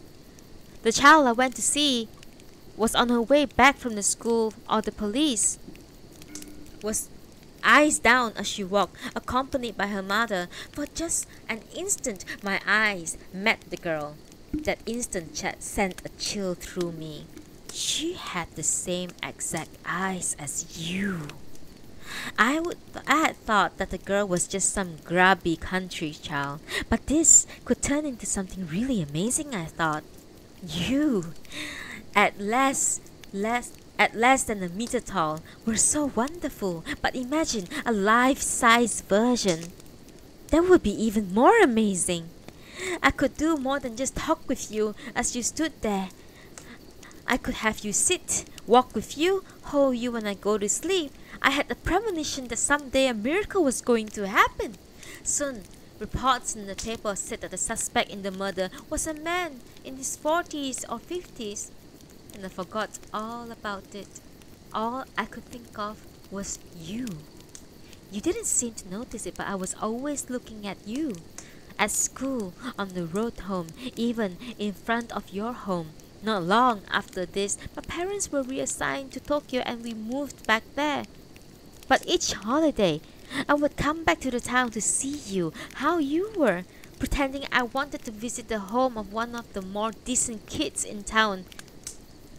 You grew up just as I had hoped. There was a time when I was worried what would happen if you became impure enough to flirt with men, but you showed no sign of that.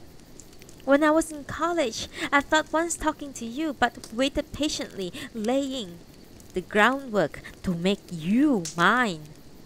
I'm a defective as a woman. When I heard this, it sent a greater thrill through me, greater than back when our eyes first met. Because I knew then you really were a genuine, living doll. If it was the murder that made my ideal come to life, then I had the murderer to thank. Come here, sit with me. At night time, you are my doll. Wow, that's a delusional man, as we know. Pretty amazing so far. Thank you for staying with me, listening to this delirious man talking about turning his wife into a real doll.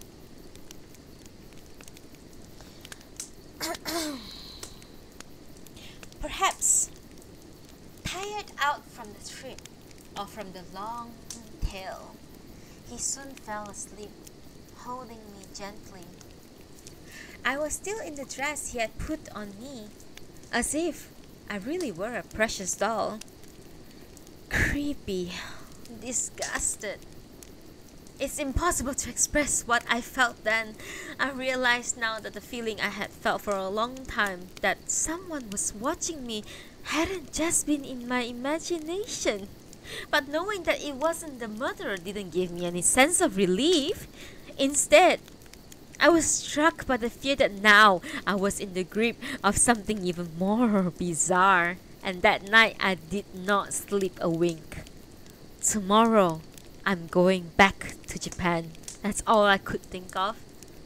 But at dawn, when I silently slipped out of bed, Takahiro didn't try to stop me.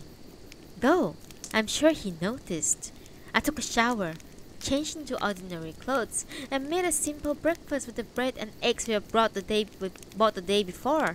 By this time, he was already up as usual. I have to go to work starting today, he said in his usual cheerful manner. But if you get lonely or any problems comes up, call my cell phone any time. He kissed me goodbye and then headed to the office. Maybe last night was all a dream. No, it had really happened. But maybe he had had too much beer and had been drunk.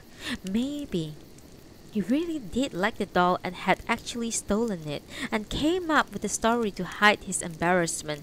Trying to convince myself this had to be the case, I went into our bedroom to start cleaning up and saw the doll there, waiting for me with its usual gentle expression. It had a red dress on right now. In the room, there were a bed and a table and a wardrobe, the latter two with matching carvings. I slowly approached the wardrobe and yanked the double hinged doors wide open.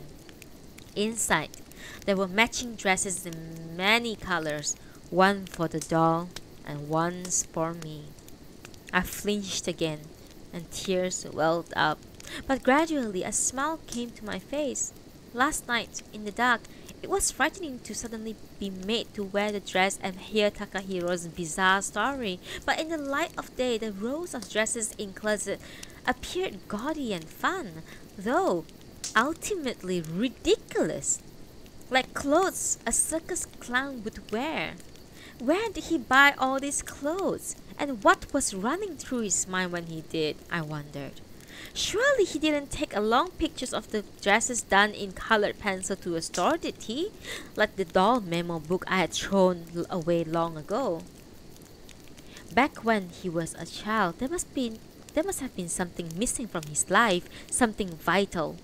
And the doll in our sitting room, something we might very well have tossed out a few years later, compensated for what he lacked. And now I am the one who plays that role for him.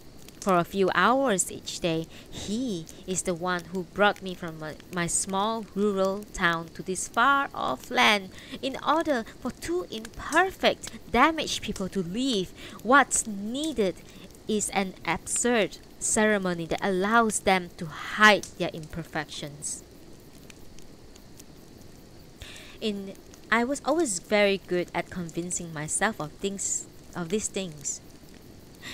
In the evening, when Takahiro returned from work and saw I had on the same ordinary clothes I had on in the morning, he looked displeased. So before he could say anything, I got out the following in a rush of words. This is, even at night, a space for us to live in as human beings, I told him. We'll eat, use the restrooms, take shower, and then won't you spend a real night there in the bedroom with me?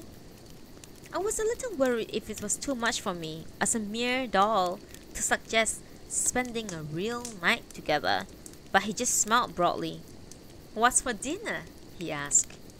Still, it was miserable the second day, and the third, playing at being a doll, listening silently as he spoke was one thing, but it was hard to bear when he put his hand inside my dress, stroked me all over, and licked the exposed parts of my body. As time went by, though, I got used to it, wanting him to touch me even more. I could hardly wait for the time when I could become a doll, and grew to hate it when night drew to a close.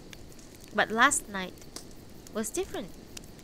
I felt feverish since morning, my abdomen throbbing in pain, and by noon I couldn't stand.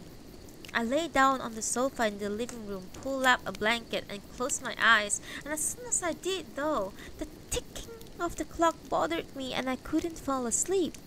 I shoved the clock underneath the sofa, and I was finally able to sleep a little, though the pain did not subside. Evening came and Takahiro returned.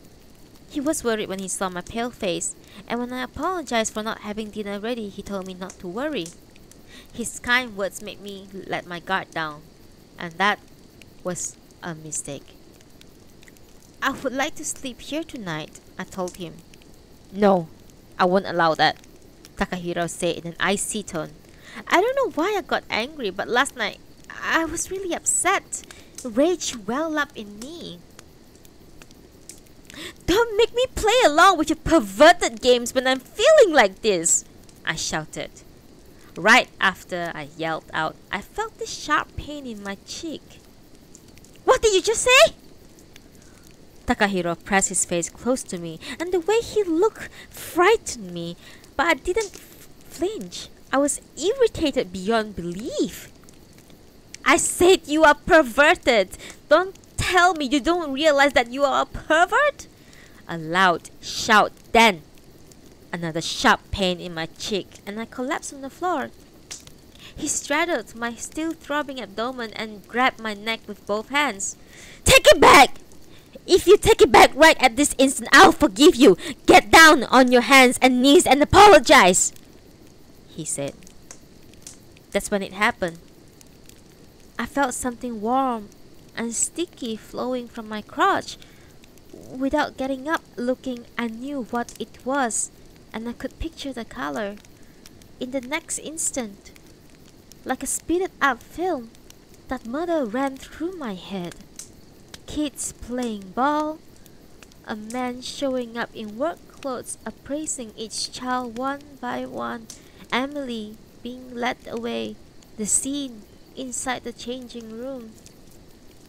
I'm going to be killed. I don't remember what happened after that. Adam! Adam, welcome back! Oh, I missed you! Oh, thank you for dropping by. Thank you so much. Thank you. Take a seat, take a seat. We are reading about a perverted man turning a woman into a French doll. It's amazing, man. Seriously. Take a seat, take a seat. Thank you, oh my god. The story is getting interesting, okay guys? Hey. I don't remember what happened after that. Just beyond the dining table where I'm writing this letter, in front of the sofa, Takahiro is lying on the floor. The blood flowing from his head has stopped and is starting to turn dark and thick. Lying next to him is the blood-covered clock. Even from over here, it's obvious that he's not breathing. I must have killed him.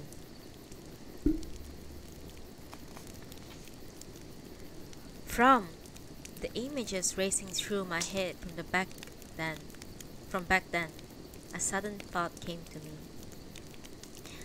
We had all addressed the murderer as Oji-san, uncle, the typical way kids would address an unknown middle-aged man. But actually, the man wasn't so old.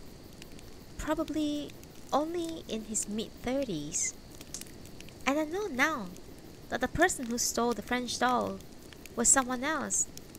With the statute of limitations drawing near, I pray with all my heart that this will prove helpful clues, that the case can be solved now. Have I fulfilled my promise to you now? I'm going to mail this letter to you and then fly back to Japan. I have no idea where or how they deal with someone who had killed her husband abroad, but I'm going to go back to Japan and give myself up at the nearest police station. I might have to go to prison, but that doesn't bother me because I know once I serve my time, I'll finally live a life that is free. To tell the truth, I feel at peace, as if finally, after all these years, I'm back to a time before you and your family came to town.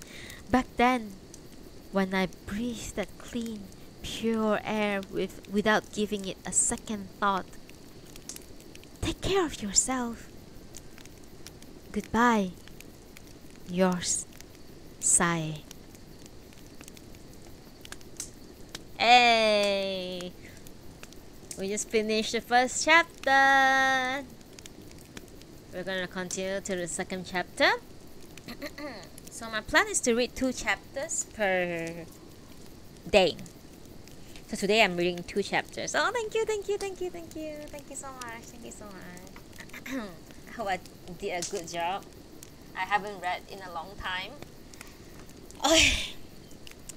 Give me a couple of minutes. I'm gonna grab a drink and I'll be right back. Okay? Please don't leave. We are gonna start second chapter soon.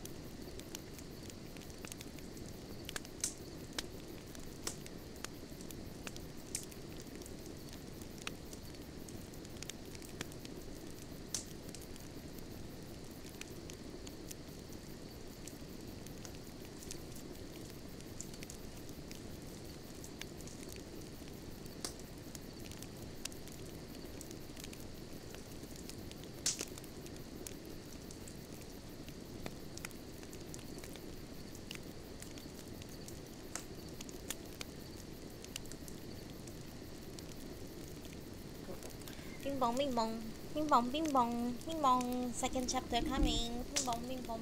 I have my cat in this room. I need to make sure that he doesn't eat my plants. Hang on. Yeah, what's up?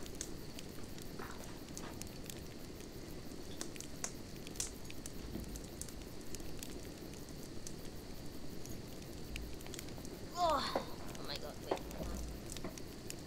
Alrighty. Kitty cat. Kitty cat. Ah. See here, properly. See here, properly. See here, properly. Please. Don't go anywhere. Alrighty, guys. Are you guys ready for second chapter of this crazy book? Oh my god, I'm loving this book so far. Seriously, I feel like Kanae Minato is so good. I wish there are more books from Kanae Minato that's translated, because she wrote so many books, but only 2 books were translated. Okay, second chapter. I have a cat on my lap, so if you hear purring, my apologies.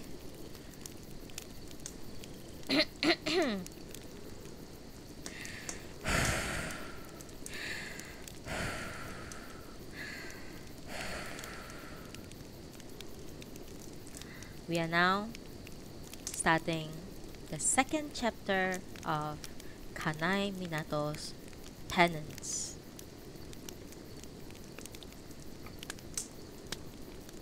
Chapter 2.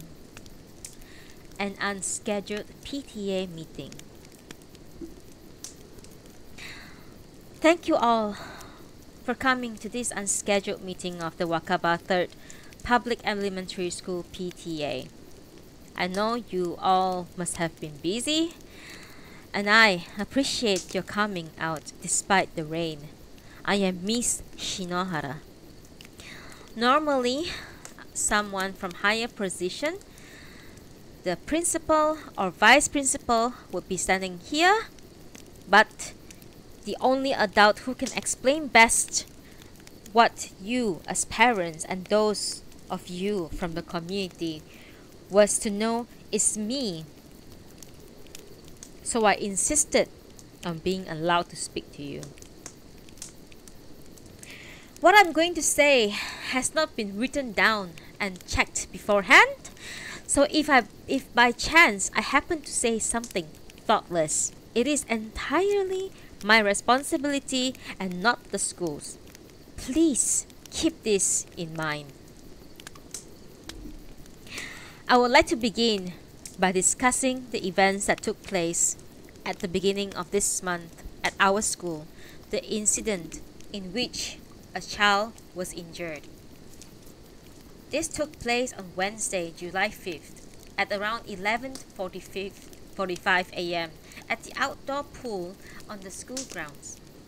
On that day, classes 1 and 2 of the 4th grade had a combined swimming class. It was a sunny, perfect day for being in the pool. The class took place during the 3rd and 4th periods, starting at 10:40 and scheduled to end at 12:20. I'm homeroom teacher for class 1 and Mr. Tanabe is homeroom teacher for class 2, and he and I were in charge. From the entrance of this gymnasium you are in right now, the pool is on the right hand side, diagonally across the school playground. Seen from where the school buildings, from building number 3, which is farthest from the main gate, you go out from the place where the children change from the outdoor shoes and to slippers, past the horizontal bars and vertical climbing poles, and at the end you come to the pool.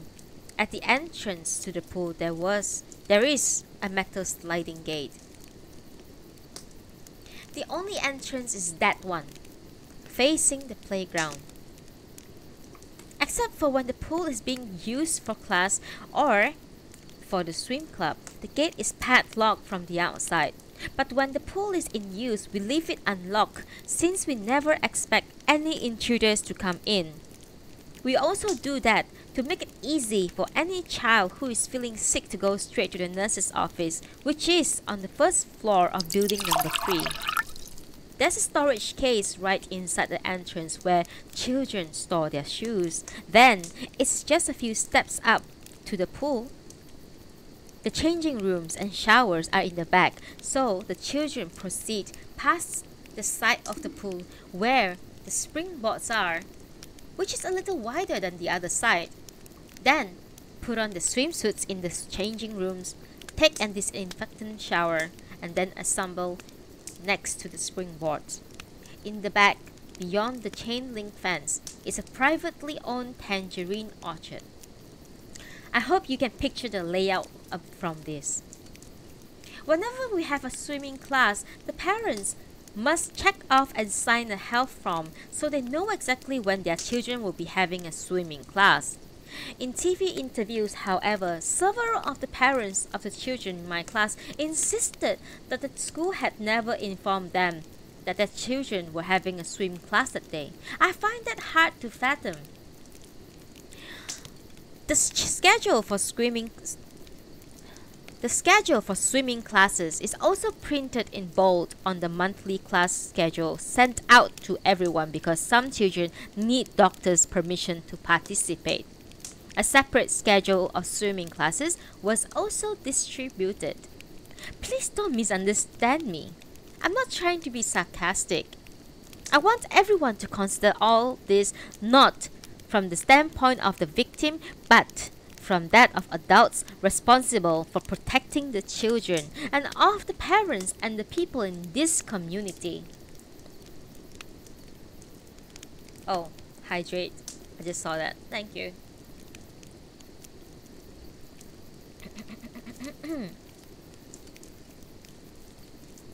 As the schedule indicated, Fourth graders had swim class scheduled for 8 times in the first semester, twice a week starting the 3rd week of June.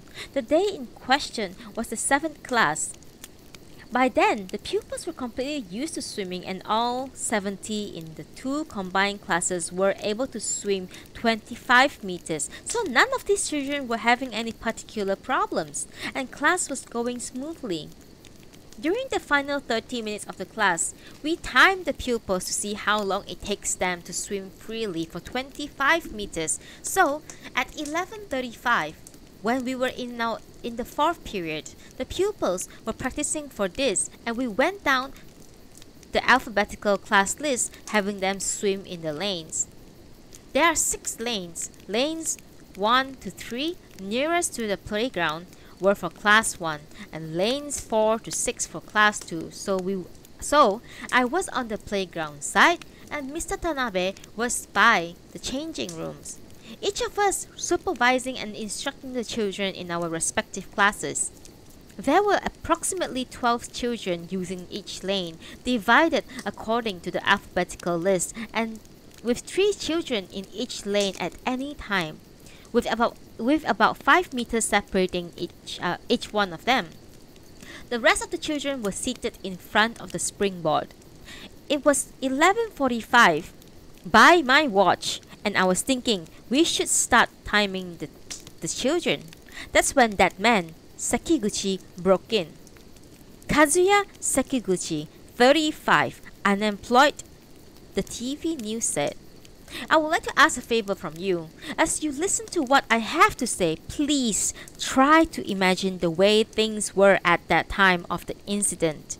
Put the photos you have seen on TV out of your mind. On the TV, they showed a photo of Sekiguchi from high school, where he looked like a slim, pale, meek young man. But he was so different in appearance. When I saw him, you wouldn't even know it's the same person.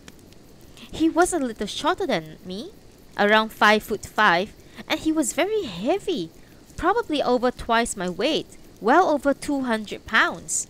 Picture that, please. I have been a teacher for 3 years and Mr. Tanabe for 6, so he was in charge of the class. I looked at my watch, saw it was time to start timing the swimming, and turned to Mr. Tanabe and blew the whistle hanging around my neck and raised my hand to signal him. That's when it happened. A man wearing some kind of military uniform leaped out from behind the changing rooms. He was clutching a survival knife, one that was over 7 inches long. Not sure what was happening, I blew my whistle as loudly as I could. Mr. Tanabe, surprised, turned around and noticed Sekiguchi, and the children started screaming. Sekiguchi plowed into Mr. Tanabe, sending him falling into the pool. Then he raised his knife so high and turned towards the children sitting on the pool side. The children screamed but were frozen in fear. "This country is about to collapse!" Sekiguchi yelled and charged at the children. "Choose to die a manly death over being taken prisoner!" he yelled. I raced towards them. I ran around the pool but saw nothing I could use as a weapon. All I had on was my swimsuit. Sekiguchi grabbed the child in front of the line of lane 6, Ikeda, by the arm and brandished the knife. Still blowing my whistle like mad, I leaped at him. Like I was rolling on the court in a volleyball to receive a serve, I leaped at Sakaguchi and grabbed him by his legs. The momentum threw him sideways and he knifed himself in the thigh. He grabbed at the wound with both hands, tumbled one complete turn and fell into the pool. Maybe because of the pain, or because he couldn't swim, or because he was so overweight, Sekiguchi shouted "Help!" and started struggling in the water like he was drowning. The children in the pool hurriedly scrambled out. I told them to run to the playground, and I used the phone in the boys' changing room to contact the office and have them call for an ambulance. Ikeda had been stabbed on the left side. There were towel racks in the changing room, so I grabbed some towels hanging there and pressed them on Ikeda's wound to stop the bleeding. As I was doing this, Miss Okui, the school nurse, came running up and she took over. Just then, I spotted Sekiguchi, hands on the side of the pool, trying to clamber out. I ran over to him, took a running kick to his face. After this, the other teachers and the ambulance showed up. That's what happened at that time. Fortunately, I'm not sure. Fortunately is all the best way to say it since he was hurt so badly.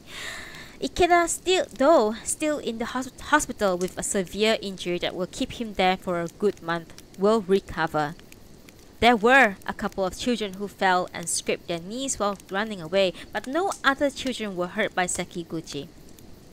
Parents and people in this town here learned what happened to their children, of course, and then the media got the story out via newspapers, TV, and the internet, and the whole country soon heard about it. I did my very best at that time. I feel very sorry for Ikeda, but I think my action kept his injuries to a minimum. Despite this, the school's been denounced, not just by all of you, but by people living far away, people I've never laid eyes on. The first target of attacks was Mr. Tanabe. After he was shoved into the pool by Sekiguchi, he stayed there, mostly underwater, until the police arrived, even though this elementary school pool is only 1 meter deep. Ikeda, who was stabbed, was in Mr. Tanabe's class, and when one child's father asked him what Mr. Tanabe doing while all this was going on, the child responded, "Miss Shinohara pushed the bad guy and helped us, but Mr. Tanabe was hiding in the pool the whole time." This same sort of conversation took place in many of the children's family, apparently. The children weren't lying. Mr. Tanabe was really hiding. I can't understand it. A male teacher like him abandoning his kids to hide himself because of his action, Mr. Tanabe became known all over Japan as a weak, cowardly teacher. You might think Mr. Tanabe, tall, with an athletic build that took him all the way to the National of Tennis, wouldn't have been afraid enough of that slender man in the photograph to hide. Do you understand now why I started by describing Sekiguchi to you? Do you still think Mr. Tanabe was a weakling and a coward? What would all of you have done if you had been in his position? Human beings have a very selfish ways of thinking. Take the movie Titanic. Didn't you project yourself into that scene, imagining yourself in that luxurious liner as it went down? Didn't you imagine that you alone will be rescued? Didn't you picture yourself calmly finding a board, climbing onto it, uninjured and waiting for help? When you watch TV news scenes of an earthquake or fire, don't you imagine yourself as the only one adroitly dodging the collapsing buildings and running to safety? When you hear news about some random knife attack on the streets, don't you imagine yourself narrowly escaping? When you heard about a suspicious character breaking into school grounds, didn't you picture yourself taking quick-witted actions and driving the person away? Didn't you lash out, asking what this incompetent teacher thought he was doing, because you were so positive that you would have acted differently? But make no mistake about it, it's precisely people who are convinced they could actually put these self-serving scenarios into practice who, when push comes to shove, aren't able to do a thing. Okay, then what about you? People ask. Do you think you are braver than most because you charged right at Sekiguchi? A lot of people must have think that. Actually, after the incident, when reports came out talking about me as the courageous female teacher, I received countless emails sent to the address we use in the class communication tree telling me to stop being so full of myself. But the issue goes back further than that. I am not at all what you would call courageous. The way I see it, people who are able to take appropriate actions in an emergency either have had a lot of training to do so or have experienced something similar in the past. For me, it's the latter. This happened 15 years ago, in the summer when I was in 4th grade. I went to a college in the prefecture we are in now, took the prefectural certification test to be a teacher, and was hired as a teacher here in the small seaside town of the Wakaba 3rd Public Elementary School. But the town I was born and raised in was completely different. Town. Do you know it? Do any of you know it? It's a small town in a mountain valley. The size and population about the same as our own here, and economically too, the two towns are similar. With our town here relying on a factory run by a shipbuilding corporation. Because the towns were so alike, then when I was assigned to what was seen as an out-of-the-way part of the prefecture, I felt as if I belonged. When I asked the children to describe their towns, they say things like, the sea is beautiful, or there's a lot of natural beauty. Both correct. But aren't they just repeating what they were taught in class in the lower grades? I think you cannot really appreciate the town you live in until you left it. In the town I grew up, we were taught in the elementary school that our town had very clean, pure air. We were taught that because at the end of the 3rd grade, the Adachi Manufacturing Company built a factory there to manufacture precision instruments. But when I lived there, I never really appreciated it. The air here too is wonderful, the smell of the tide when you take a deep breath. But when I was assigned here, I bought a small car to commute to school. Early in the 2nd year, the rim of the metal parts had already started to rust. When I saw that, I realized all over again how clean and pure the air back in my hometown. And it was in elementary school, in that little town, that a murder took place.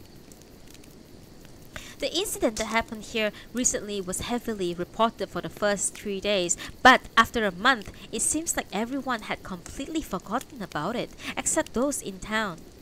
A murder takes place somewhere in Japan nearly every other day, so it's hard to get people to remember one for very long. And there's no need to, unless it directly affects you, right? In the same way, the murder that happened in my hometown, since it took place at an elementary school, was widely reported at first, but now I doubt anyone here remembers it. It happened on August 14. As I said, the towns are about the same size. So picture your own town 15 years ago, and I think you can understand what I'm saying.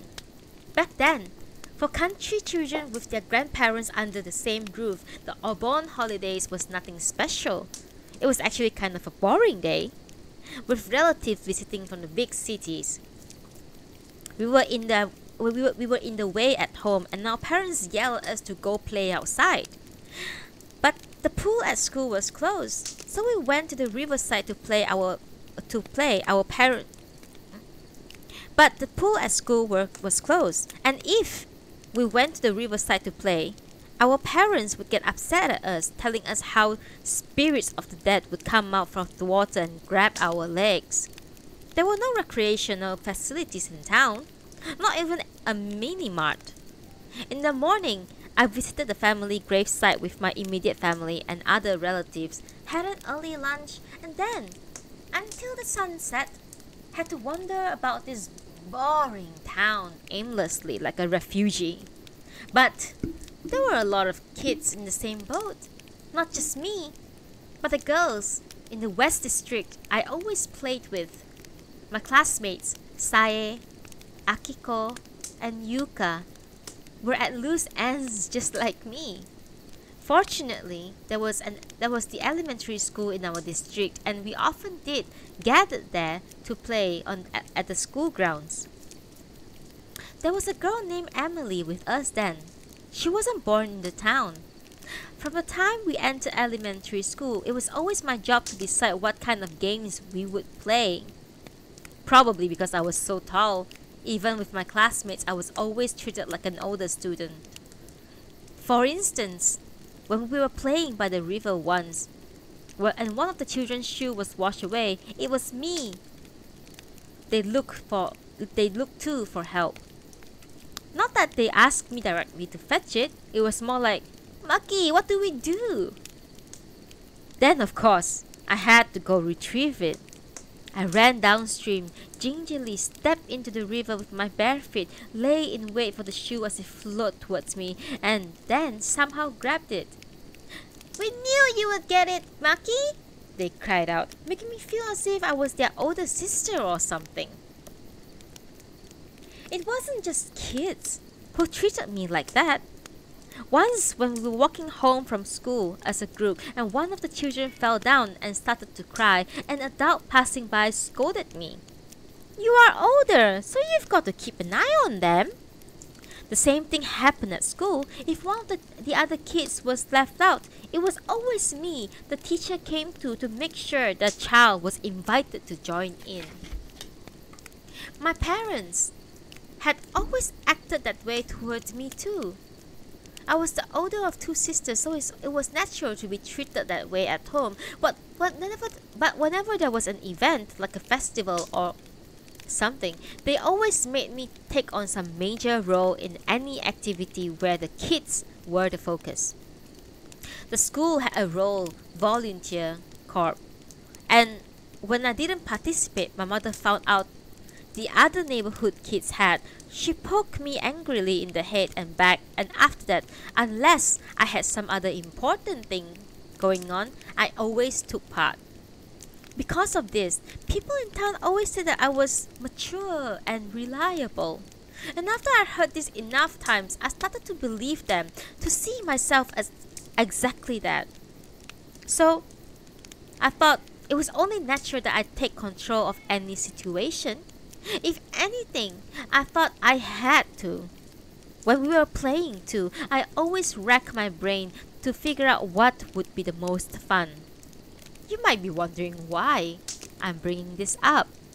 But it's connected to the attack at the pool, so I would appreciate it if you would be patient with me a little longer. Everything changed in 4th grade, however. With the new plant built by the Adachi manufacturing in our town, we suddenly had a lot of transfer students in our school. A girl named Emily joined my class. Emily's father was an executive with Adachi, and she was really good at school and knew all kinds of things about politics and economics that we country kids had no idea about. She could, for instance, explain what a strong exchange rate for the yen meant, and what effect this would have domestically. One day, our social studies teacher told us that the town we lived in had particularly clean air. French. None of us were really convinced, but after class, someone asked Emily, and because she confirmed it, then most of the kids believed that it was true. I don't know why I didn't hear the redemption. Thank you. I stretched. That felt good. Thank you. I have to look at my chat a bit more often. Because whatever Emily said was correct. After that, whenever kids in the class were trying to decide something, they always ask Emily's opinion. Even for activities that being from the city didn't help with, like deciding who should be assigned the various chores in the classroom or what we would do at various events. That had all been my role, but no more. I had mixed feelings about this, but everything Emily said really was correct, and the ideas she had were always fresh and intriguing. and unable to object, I went along. But I'll admit that being told that kind of games my friends and I were involved in were silly wasn't much fun. Just before Emily moved into town, it was popular among girls I knew to visit each other's house to see the French dolls on display. Naturally, I was the one who first proposed it. All of us were really into it until the time Emily joined us and said flatly that she preferred Barbie dolls. From the next day on, our French doll obsession was over. Before Emily could take the lead, I proposed a new game for us to play, Explorers. A little outside the town, in a valley, there was an abandoned house. It was a modern-looking Western-style house that apparently hadn't been used for many years. A rich CEO of a company in Tokyo had built it as a summer house for his daughter, who was sickly. But then it was nearly completed. His daughter passed away, and they left it as it is without ever using it. That was the rumor among us kids at the time, and we took it at face value. But the truth was, it was built as a model house by a resort development company that wanted to sell the lot for summer houses in town. But before it was completed, the company went bankrupt and the house was left as is. It was only much later that we learned this. Adults had warned us not to go near the house, and the windows and doors were all boarded up, so people couldn't get inside. So up till then, we had not gone near the place. But one day, Yuka, whose family had grape orchard next door, told us that the board at the back door of the place had come off and that it was easy to pick the lock with a hairpin. So I invited the usual group of friends, plus Emily, to go there. Playing Explorers was so much fun we forgot all about French dolls. We were the only ones who knew you could go into the house. Inside there were just a few built-in pieces of furniture, but with its fireplace and canopied bed, it felt like being in a castle. The fun we had there though, eating sweets and having party, each of us hiding some treasures of ours inside the fireplace, lasted less than a month. One day, Emily suddenly told us she didn't want to go there anymore. On top of this, she said, I told Papa about going into the abandoned house. We asked why she would do something like that, but she wouldn't tell us the reason. I don't know if it was her father who did this, but when we went back later, the door had a stronger lock on it so that no one could get in. But I kept playing on with Emily because the next thing she proposed we do was practice volleyball. I already decided to join the volleyball club when I got into 5th grade and had pestered my parents over and over to buy me a volleyball. But they kept telling me that they wouldn't until I was in the club. Emily, though, owned a ball. Not only that, it was a famous volleyball, the kind used in national tournaments. I think I tried to be friends with her just so I would get the chance to use the same ball that the Japanese national team used on the television. On the day of the murder, too, we were playing volleyball. I would say to my friends, hey, let's go play volleyball at the school ground, and ask Emily to bring her ball from home. It was a sunny day. You might picture a town in the valley as cool, but the sun was so hot that day it was hard to believe it was getting towards the end of summer. So hot, your exposed arm and legs started to sting, even if you were just outside for just a little while. Emily had said, it's too hot, so why don't we go to my house and watch Disney videos? But we had all been strongly warned not to visit other people's home during Obon because we'll be in the way during this busy time, so my idea won out. The other thing was that I really didn't like Emily's house. There were just so many beautiful things that it made me feel sorry for myself. I think the other kids felt the same way. Complaining about the heat, we went over next to the gym in the shade and began playing. We formed a circle, passed the ball, and we got the idea of trying to pass it 100 times in a row. Emily was the one who suggested it. If we are going to play, we might as well have a goal, she said. That way we'll feel happy about accomplishing something. We followed her suggestion. And when we passed 80 times in a row, all of us were pretty worked up, shouting encouragement towards each other. That's the kind of child Emily was. We had just reached 90 times in a row for the first time when a man in work clothes came up to us. He didn't have a survival knife in his hand and didn't yell. He just strolled over to us and came to a halt and said this, smiling. I came here to check the ventilation fan in the pool changing rooms, but I forgot to bring a step ladder. I just have to tighten some screws, so I was wondering if one of you could get on my shoulders and help out. That's my role, I thought, and I told him that I would help. The other kids all volunteered too, but the man said I was too tall. One of the others was too short. One had glasses. One looked too heavy, and in the end, he chose Emily. Always Emily, I thought. I was so disappointed and said, let's all help out. Everyone agreed, but the man said, no, it's too dangerous, and rejected the idea. If all of you waited here, I'll buy you ice cream, he said. He took Emily by the hand and led her off towards the pool. I wonder how all you parents here today teach your children about staying safe. I hope nobody here expects that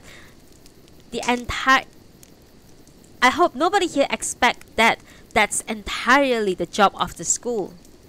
My child holds his chopsticks in a funny way.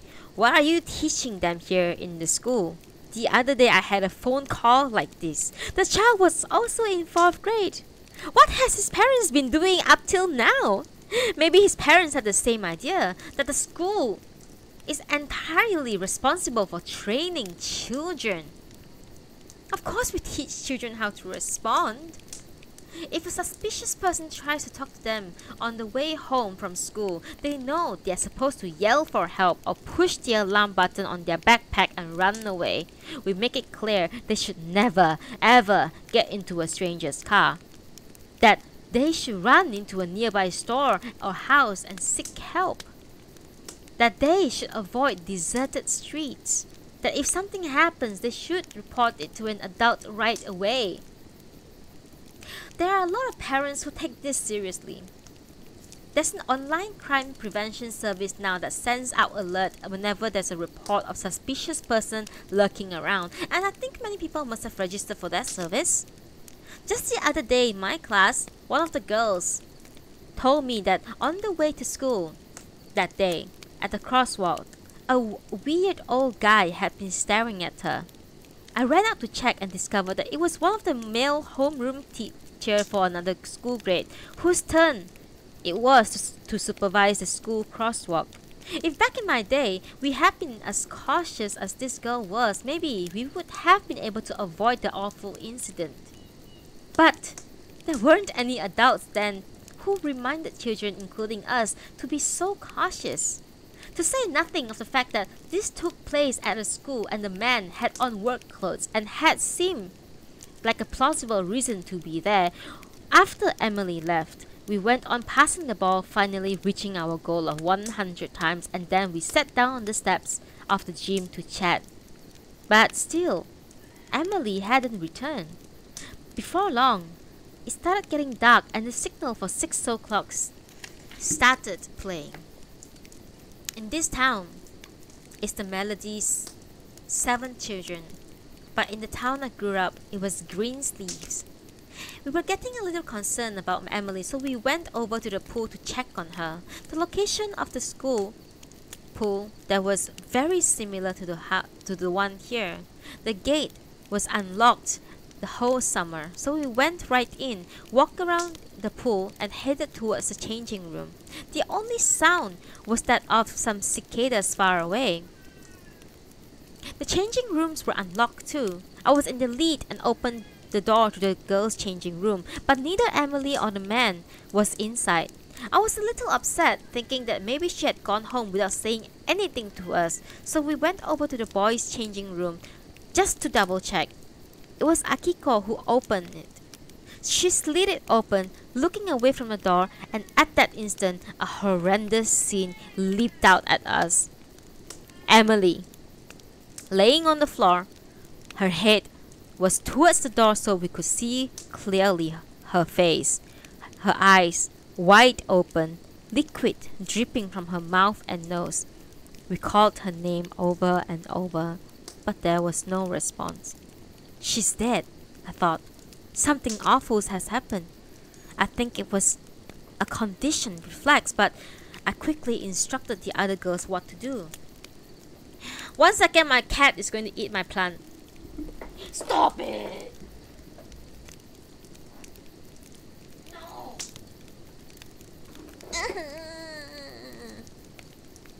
Please, don't eat my plant. They are expensive.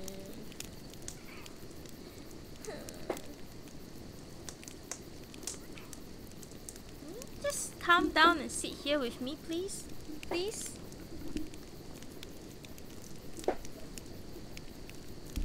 Sorry for the interruption.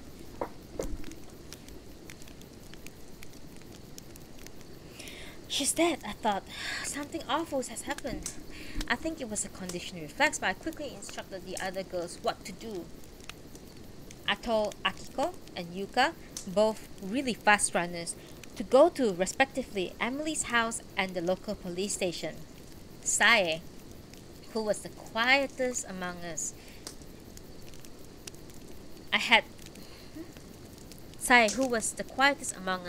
I had stayed with the body, and I told them I would try to find a teacher and tell them what had happened. None of them had any objections, so leaving Sae behind to keep watch, the three of us dashed off. Don't you think we were brave? We were only 10 years old and had just discovered our friend's dead body, but each of us played our part without any crying or screaming. At least, the other three girls were really brave. It was closer for the two who were going to Emily's house and police station to leave by the rear entrance of the school. So once out of the pool area, they cut across the playground and ran towards the gate behind the gym. I headed for the school building alone. There were two school buildings side by side. The one facing the playground was building number 2, and the one facing the main entrance was number 1. The teacher's office was on the first floor in number 1. People often mistakenly think that teachers have summer break off, but that's not true. While the children are on summer vacation, the teachers all come to work as usual, from 8 a.m. to 5 p.m. Like regular companies, they have some paid leave during the leave, get some time off on Obon holiday. So, even during the summer vacation, there should be some teachers in the teacher's office, at least on a weekday. But as I said, the murder took place on August 14, the middle day of the 3-day Obon holiday. The teachers were all on holiday. If it had been morning, there might have been at least one teacher in the school who had stopped by to take care of something. But it was already past 6 p.m. I ran over to building number 1, but all 5 doors, including the main entrance to the building, were locked. So I went over to the courtyard between the two buildings to the windows of the teacher's office. Even without standing on tiptoes, I could see into the office through a gap in the shut white curtains, but didn't see anyone inside. Terror suddenly grabbed me. The man who killed Emily, and I might be all alone in the school. Was he hiding nearby, waiting to grab me and make me his next victim? Before I knew it, I was running full speed. I ran out of the courtyard, out the main gate, and flew back home without stopping once. Even when I arrived back home, I barely slowed down, kicked aside my shoe, ran into my room. I slammed the door and drew the curtains. I scrambled into the bed, pulled the covers up, and lay there trembling. I'm scared. That's all I could think about. After a while, my mother ran into my room. "Oh, there you are," she said and pulled the covers off me. "What in the world happened?" she asked. My mother had been out shopping when I came home and heard something terrible had happened in the elementary school and had run right over. In the midst of the uproar there, she looked for me, but not finding me, went home, thinking that she needed to tell my father. But when she saw my shoes tossed aside at the entrance, she hurried to my room. Through tears, I told her what had happened, that Emily was dead inside the changing room at the pool. "Why didn't you tell anyone and hide under the covers like that?" she said accusingly. "Because I was terrified," I was about to say, when I suddenly wondered, what about the other children? I suppose I was supposed to be the steady, reliable, and if I had fled in fright, the others must have too, right? But my mother told me she had heard from Akiko's mother. Akiko, accompanied by her older brother, her head bleeding, came home and reported to her mother something terrible happened to Emily at the pool. And as her mother was about to check it out, she ran across my mother and they went together to the school. Along the way, they passed Sae being carried on her mother's back as they headed home. According to my mother, when they got to the pool, they found Emily's mother and the local patrolman, along with Yuka, who, though always a bit of a wallflower, clearly related what had taken place. "What were you doing?" my mother asked me. "You're the one everyone counts on, especially at a time like this. What do you think you were doing hiding here? It's shameful! It's shameful, shameful!" As she repeated this, she smacked me over and over on my head and back.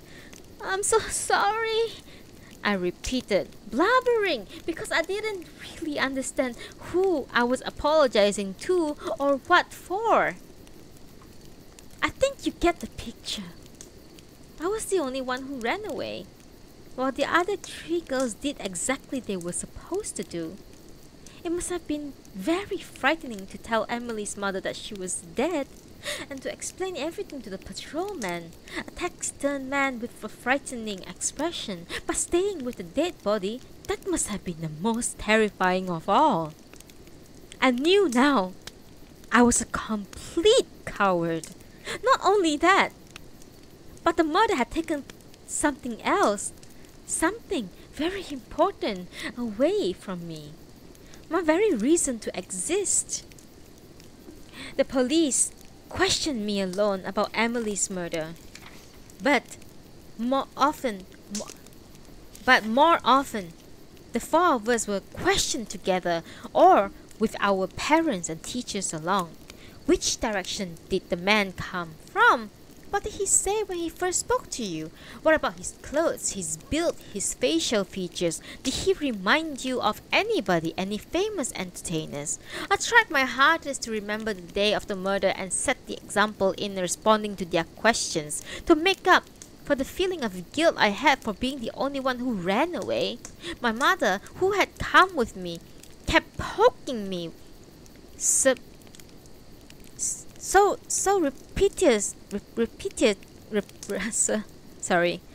poking me repetitiously in the back, urging me to speak up for the other girls. But I was shocked by what I heard.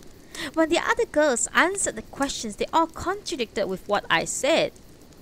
The man had on grey work clothes. No, they weren't grey, so much as kind of greenish. I think he has sort of narrow eyes. I didn't feel they were so narrow. He had a kind expression. No way! He looked that way to you just because he promised to buy us ice cream. That's how it went. Even after Emily became the leader of our group, the other 3 never contradicted any of my opinions, but now they glared at me with this "what are you talking about?" look on their faces and denied everything I said. What's more, though they contradicted what I said, all 3 of them insisted that they couldn't remember the man's face. They couldn't remember his face, yet positive my memories were all wrong. They must have all known I was the only one who had run away. None of them directly criticized me for it, but I know that in their hearts they were angry and despised me. You are always acting so big, they are thinking, but you turn out to be the biggest coward of all, so don't show off. If that was all, I should have had such a guilty conscience, though I did feel ashamed. I mean, I had tried to go to the teacher's office. My greatest sin in this whole affair wasn't that I had run away. I had committed an even greater sin, and today is the first time I've ever confessed it. I remembered the criminal's face, but I said I didn't.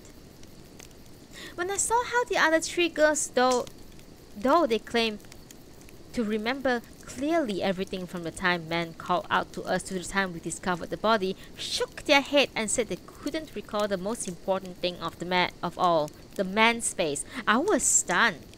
How could you remember everything except the man's face? I couldn't accept that. It made me angry. Them contradicting my opinions since I was telling the truth. And I was thinking of telling them that. Of the four, I thought I was the best student, and in my mind, I mocked them as a bunch of witless idiots. But to think I was a bigger coward than any of them, when I thought of this, a certain idea came to me. Each of the other three had carried out their assigned task alone. That must have been far more frightening than when the four of us found the body. And maybe the terror had obliterated any memory of the man's face from their minds. I remember his face. After we found the body, I am the one who didn't do a thing. We were asked what each of us did after we discovered the body. I responded that since there was no one in the teacher's office, I decided to go home to tell an adult what had happened. There were a lot of houses between the school and my house. One was even one of the houses where they had shown us their French doll. But I passed those places by and went straight home, even though my father and other relatives were there.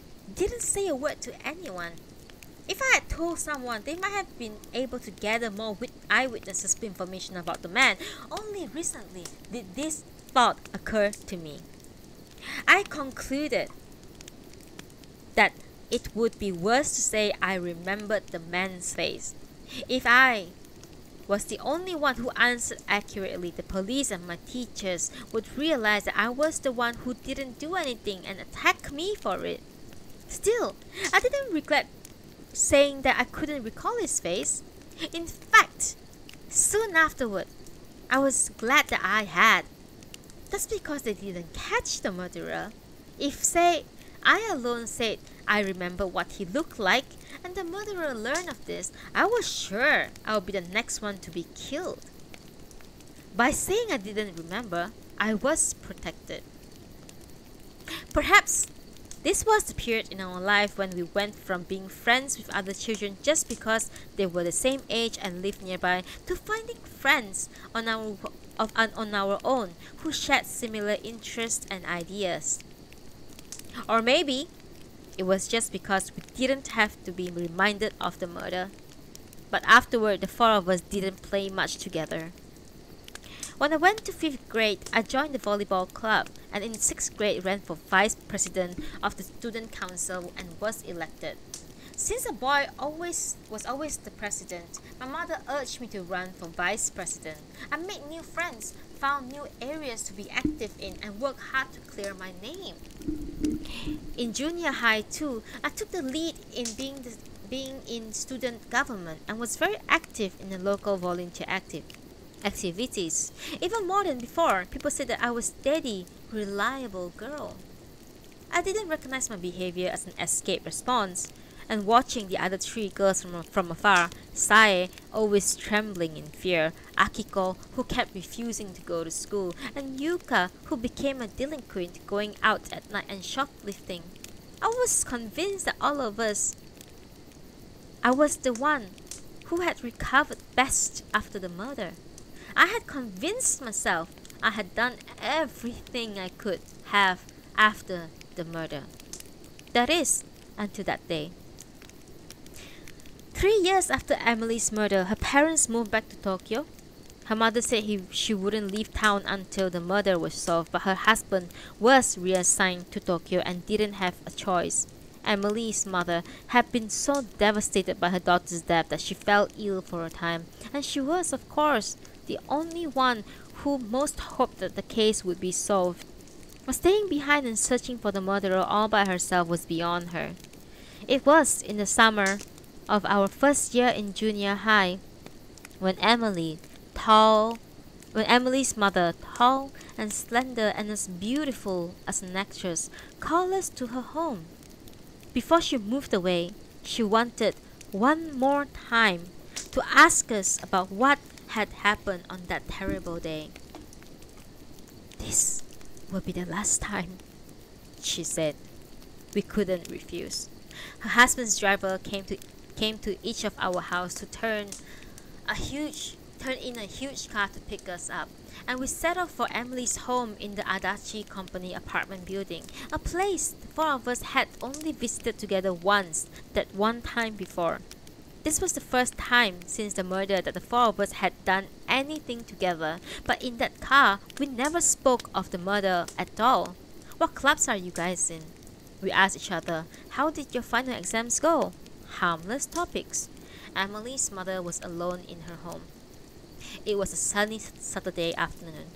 The room we were in, like a luxury hotel in Tokyo, with a view of the entire town. She served us tea and cakes ordered all the way from Tokyo that had all kinds of fruits on them that I had never heard before.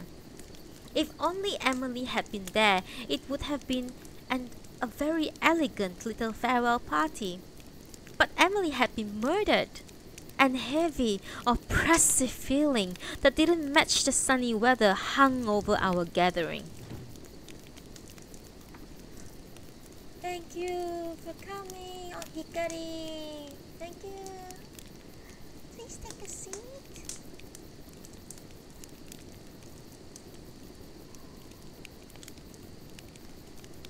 Please take a seat. Thank you so much, guys.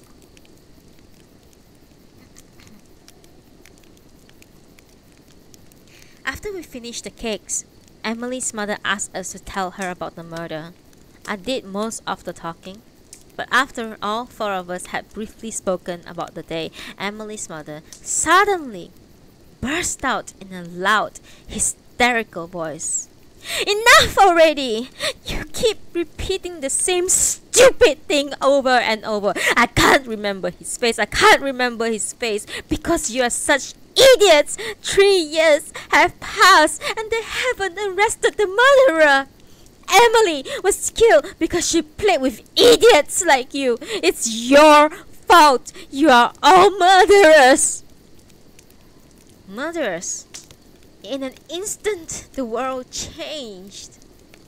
We had suffered in the years since the murder, but not only had we been rewarded for getting through all that, now we are being told that it was our fault that Emily had been killed. Her mother went on. I will never forgive you unless you find the murderer before the statute of limitations is up. You can't do that. Then atone. If you can't do that and then atone for what you have done, in a way I will accept. If you don't do either one, I'm telling you here and now, I will have revenge on each and every one of you. I have far more money and power than your parents, and I'll make you suffer far worse than Emily ever did. I'm her parent, and I'm the only one who has the right. Emily's mother was at that moment far more frightening than the man who had murdered her. I'm so sorry, but I do remember the man's face. If only I said that then, I might not be standing here before you today. But sadly, by that point, I really had forgotten the man's face. It wasn't a very memorable face to begin with, and I told myself over and over that I didn't remember it. 3 years was more than enough time for his feature to vanish from my mind. The next day, Emily's mother left town, leaving behind the terrible promise that she had made to the 4 of us children. I don't know what the other girls thought, but I was desperate to think of a way to avoid her retribution. Catching a criminal seemed impossible, so I chose the latter, performing an act of penance that would satisfy Emily's mother. I hope you can understand now why I was able to leap at an intruder brandishing a knife despite being such a coward myself. It's only because of these experiences I had in the past. Mr. Tanabe never had those experiences. That's the only thing that separates us. I was treated like a hero, while he was condemned. So was Mr. Tanabe to be blamed for the incident? The intruder got inside by climbing over the fence separating the pool and the tangerine orchard. People talk over and over about crime prevention measures, but where is there a school surrounded by high fences like a prison? Is this country rich enough to set up surveillance camera that cover every inch of every public school? Or, to put it another way, before the attack, was anybody here conscious that the security had gotten bad enough to require those kind of measures? I don't think anyone on our Citizens Watch patrols who has ever skipped their turn pretending to be sick has the right to criticize Mr. Tanabe. Yet, all of the frustration that had built up over time led people to lash out at him. I've answered complaining phone calls at school, and since I live in the same dorm for single teachers, I have seen the slanderous notes pasted on his door.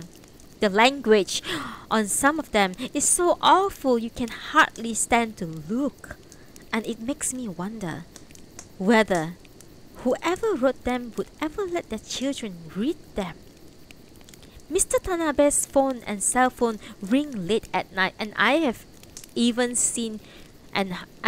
heard what sounds like him throwing the phone against the wall. Someone smashed the windshield of his car too, in the parking lot.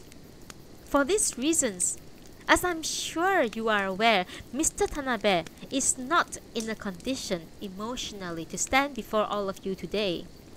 What in the world did Mr. Tanabe do wrong? If you are angry because your children were put in a terrifying situation, why don't you denounce the man who actually attacked them? Do you refrain from doing that because he was out of work, 35-year-old man who had been seen at a psychiatric hospital? Or is it because he's the son of a Diet member, the most powerful person in this district? Or was it just easier to simply blame Mr. Tanabe? I was just his work colleague, but even I felt sympathy for him. Can you imagine how his girlfriend, a girlfriend he has promised to marry, must have felt? As you are all aware, Mr. Tanabe is tall and good-looking, quite athletic, graduated from National University, and was very popular with his pupils as well as their parents. When I would visit some of my pupils' home, some of the mothers even made their preference abundantly clear, telling me that they wished it had been Mr. Tanabe who had stopped by. You can imagine how popular he was among the women teachers. At a conference with other school once, one of the teachers there even asked me if Mr. Tanabe was seeing anyone. I can imagine people wanting to ask me, don't you like him too? Actually, I found him a little hard to get along with. When I was first hired at the school, Mr. Tanabe came up and said, "Whenever you have anything you want to ask about, feel free to ask me." This was the first time in my life anybody had ever said anything like that, and I was overjoyed. But I really don't know how to depend on anyone. anyone else. I know I should have relied on him for help for anything I couldn't do, but the fact is there wasn't anything I could not do. Alright, I need to stop the cat. Get the hell get out. Get out. No more. Out.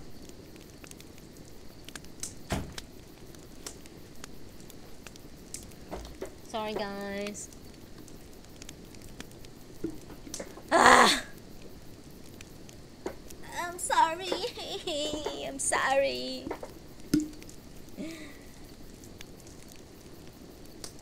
I bought a new plant and he kept wanting to eat it.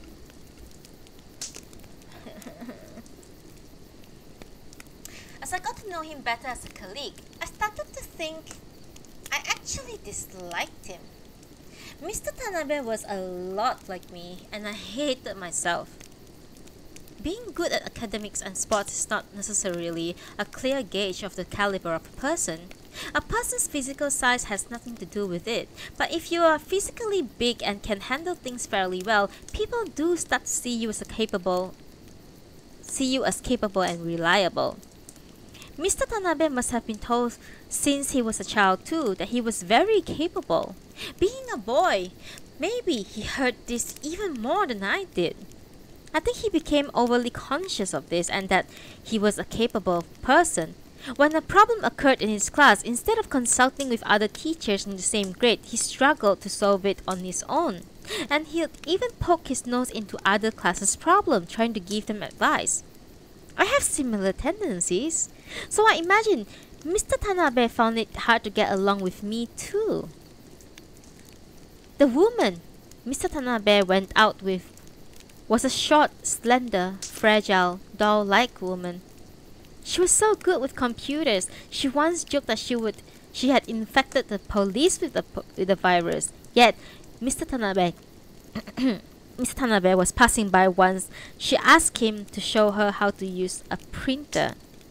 All he did was print up a few pages for her, but on the next day off, she showed up at his dorm room with some homemade sweets she had made to thank him for his help.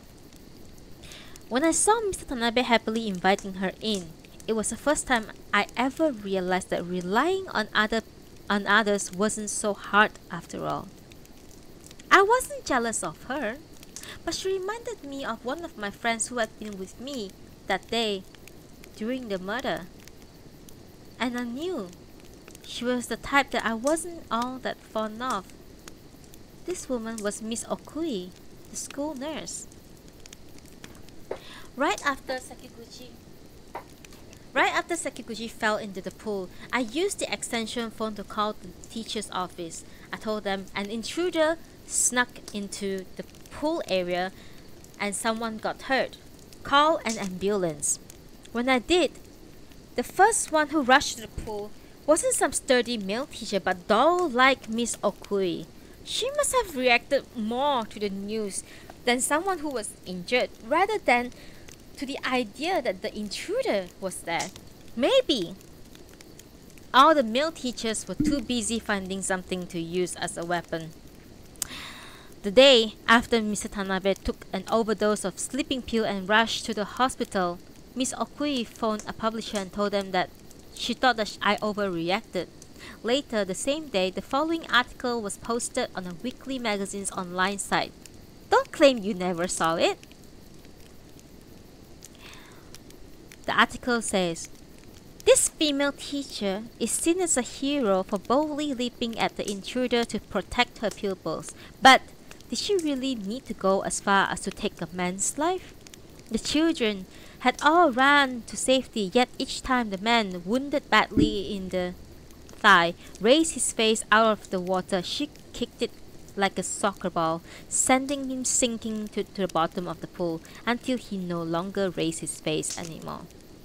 The male teacher at the scene, so in pain from the blows that he received, couldn't get out of the pool, came face to face with the living hell as the pool became a sea of blood. Who, indeed, was the one who snatched away from this male teacher the will to ever return to teaching? I was supposed to be a hero. But after the article came out, I was suddenly viewed as a murderer. Pretty amazing to see how the power of love can move public's opinion. I'm thinking you all must have been happy about that. For now, you have a new object of scorn. You were the ones who had driven Mr. Tanabe to the wall, but now you felt sorry for him, making it seem like I was the one who had done that. And you blame me now for all the incompetence your children had displayed before the incident, claiming it wasn't my fault. They hardly talk and were having trouble concentrating. I think it was an escape valve for you all, a way to relieve your own day-to-day stress.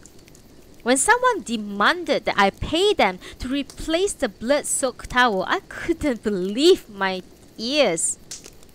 Fire the murderer, teacher.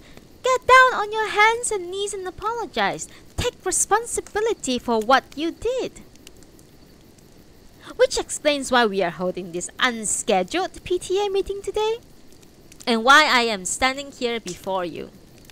But I wonder, if the reason I have to be attacked like this is because none of the children died, do you think I pointlessly kicked to death a poor, feeble, ill young man?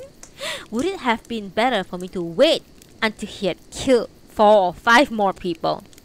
Should I have followed the lead of my cowardly colleague, pretending to be pushed into the pool and hid there silently as he attacked the children? Or would it have satisfied you if I had died along with the man? I wish I never have saved your children. Right after the attack, the man stabbed himself and fell into the pool, so there's an issue here that precedes any talk of legitimate self-defense. But as luck have it, the man's father is an influential person in this area, so it would appear an arrest warrant for me is about to be issued. Perhaps a kindly detective is among you, giving me a chance to finish speaking first. If that's the case, there's one more thing that I would like to say. On the weekly magazine website it said, each time the man lifted his face from the water, but to be precise, I kicked him only once. So, if it comes to trial, the question will be whether or not if that one kick I had murderous intent. When I think that the jurors might come from among you all, it makes me shudder. I am not going to reveal any more facts to you all. That would be pointless. What I'm about to say now is directed at only one particular person among you. I would like to thank you again for coming from so far away to be here today. Asako, to me, the penance you laid on us meant I should grow up to be a good person, the kind Emily would be proud of. I knew I wasn't really reliable, wasn't capable, yet the penance I served in the student government in junior high, became class president in high school, was captain in the volleyball team too, studied hard and went to college. I went to college in this part of the country because I wanted to live near the ocean. I felt that a town next to the ocean where you could see the Pacific Ocean would have a much more open, free feeling to it than the cramped little valley town I had called home. I was quite mistaken about that. Have you ever had But a dream? I never thought of returning to my hometown. After graduating from college, I got a position as an elementary school teacher. To tell the truth, I'm not at all fond of children. But if I like my job, that wouldn't constitute penance. I felt that I had to put myself in the kind of place where I had failed and do my very best there. It's been a little over 2 years since I started the job, but I've always come to work before anyone else. Have always made it a point to listen to all the silly things the children had to say. Have always responded properly to the useless complaints the parents might have, and I have always made sure to take care of any office type work I needed to do that day, even if it's meant to staying late. And I had had enough, quite enough of it. I couldn't stand it anymore and I felt like crying. I could barely keep myself from running away. I wasn't without friends I could commiserate with. I did talk to and email some of my friends from college volleyball team, spilling my complaints about work to them, but all they did was share similar gripes. That's not like you, Maki, to complain like that. Hang in there. But what does that mean? Anyway, to be like me. Does it mean I seem to have it together when in fact I don't? The only people who know the real me are the three girls at the time of the murder. They and no one else. When I realized that, I started to miss them terribly. I have nothing to do with the three of them directly anymore, but my younger sister, who went to the nearby vocational school and remained in our hometown, does give me reports of what the other girls are doing. Sae got married and was going to live abroad, I heard. Her fiancé was some elite man, apparently. Akiko, as before, pretty much a shut-in, but according to my sister, she saw her taking her older brother's child out shopping and seemed to be enjoying herself. Yuka is back home now, expecting a baby soon. This is what I heard about them at the beginning of last month. It made me feel really stupid, suffering as I am to do my penance. Everyone else seems to have completely forgotten the murder and the promise they made to you. If you think about it calmly though, it seems unlikely that you actually take revenge on us if we didn't keep our promise. You must have told us that in order to boost our level of resolve. I'm the only one who remained obsessed about the murder. The only one who stupidly took you at your word and lived out my penance. At least, it seemed that way to me. It struck me as silly to even keep working as hard as I had been, and I started to slack at work. When some parents don't pay the school lunch fee, we're supposed to pay them a visit, but now I just ignore it. I mean, it wasn't going to come out of my salary, was it? When I got calls in the morning about children staying home because they weren't feeling well, I didn't pursue the matter and see whether it was a real illness or if they are faking it. I just marked them down as absent. When the kids got into some silly argument and called each other names, I just let them keep at it until they settled down. That's how I started to think. Once I adopted that stance, things got so much easier, and the children seemed to like me better. Perhaps being so hard on myself had made them too uncomfortable and stifled people around me. So around the time the name of one of the girls, Sae, was on the news on the TV, they said that soon after she married, she had killed her husband, who was some kind of sexual pervert. Not long after this, I got a letter from you, which was sent to my parents' place. You didn't include a message, just a copy of a letter Sae had written to you. For the first time, I learned how Sae had felt these past 15 years. My thoughtless order to her to guard Emily's dead body had produced a life of fear I could never have imagined. If only I had gone back to the pool after finding the teacher's office deserted. In her own way, Sae had kept her promise to do penance. She loved those French dolls so much. And of the four of us, was herself most like one of them, so quiet, so mild-mannered. But still, she was so much braver than I ever was. Even after 15 years, I was still the biggest coward of them all. And then, that intruder broke into our school. As I said, it was a beautiful, sunny summer day off at the school pool, and the one who were about to be assaulted right before my eyes were fourth graders. So many of the conditions were same as 15 years ago that made me think that maybe you had planned it all, and that you were lying in wait, watching it unfold. Running away meant that I would never be able to escape this murder even after the statute of limitations ran out. This time, I didn't hesitate. It would be better to end up being stabbed, I decided, than living the rest of my life as a coward. By the time these thoughts come, I was already dashing towards Sekiguchi.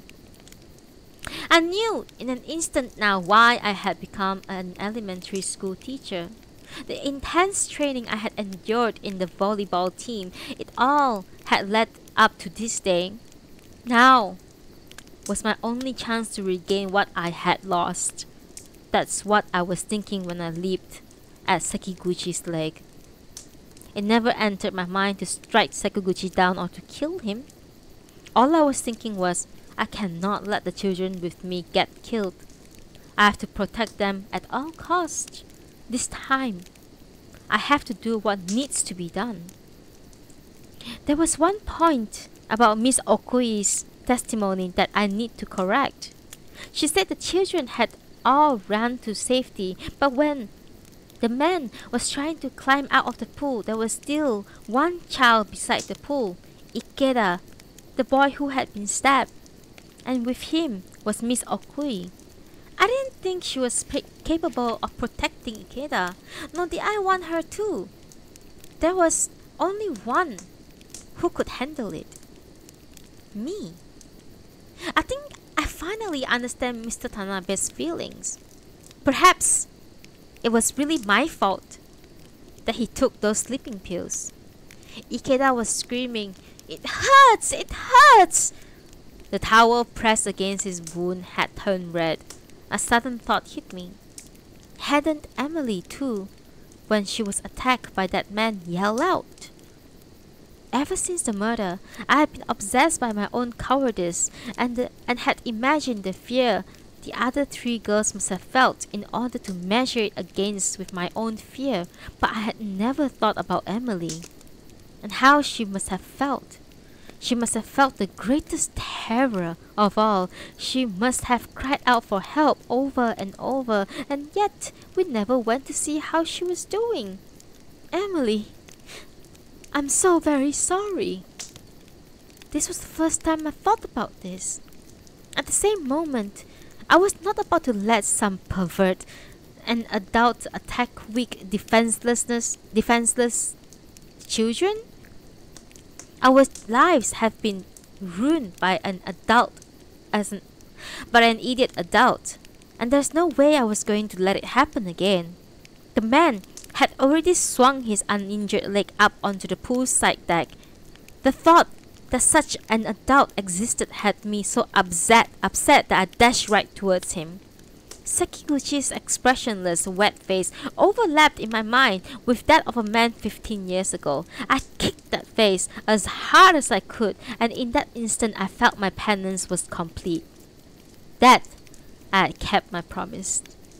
But that wasn't what I really had to do to keep my promise. A coward's penance is completed only by stepping up and confessing. The instant I kicked Sekiguchi's face, the face of the man from 15 years ago rose up clearly in my mind. Over the last few years, I've had a sense that Emily's murderer, with his almond eye and lucid face, was good looking. Back when the police asked me whether the man reminded me of any celebrities, I couldn't think of a single one. Now though, I could list a few. That co-star from the Thursday night TV drama, or that Prince somebody who's a jazz pianist, or that Kyogen actor, all of them young men. As I said in her letter, the man wasn't at all that old at the time, not the type we would call uncle. But when I consider that what the face must have looked like 15 years ago I'm not reminded of any celebrities as much as of Hiroaki Nanjo, the man who operates the free school for dropouts. The one in the news when there was an arson incident at his school last summer. Don't get me wrong, I'm not accusing Mr. Nanjo of being a murderer. But there's someone else the murderer resembles even more. But saying the name out loud is insensitive, I think. The person isn't alive anymore, so I won't. I'm hoping that with all my heart that this may be a clue that will help catch the murderer. But is this what you really want? I truly feel awful that you lost your precious daughter, your only child. I know that 15 years ago and even today, you are the one who's praying the most that the murderer is finally caught. But wasn't it a mistake to make those girls who were playing with your daughter to take on all the sorrows you felt at losing her? And take on your anxiety, your feeling of impotence that the murderer was still at large. Sae and I remain in the clutches of that murder all these years, not because of the murderer, but because of you, Asako-san. Wouldn't you agree? Isn't that why you have come all the way here to witness the penance of one of those children from years ago? There are 2 more of us. My hope is that the mistaken acts of penance stop here. Though, there's nothing I can do about that. Nothing I can do. I like the sound of that. That's all I'll say here. Do not take it the wrong way. But I won't be answering any questions.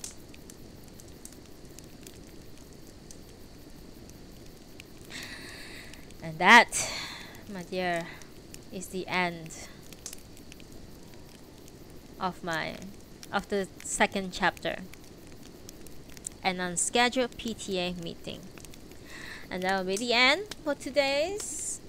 I don't know what's happened to my blurbs and everything, but I gotta check, I guess.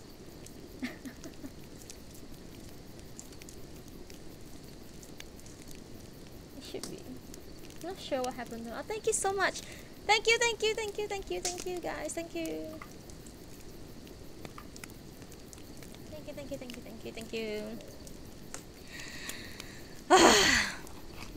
Wow, the 2 chapters is quite long. It's longer than I thought it would be.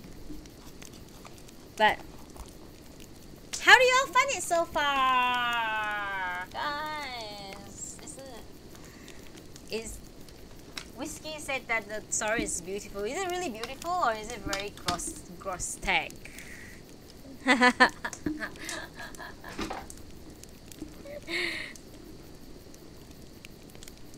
I really like psychological thriller, so that's why I keep reading.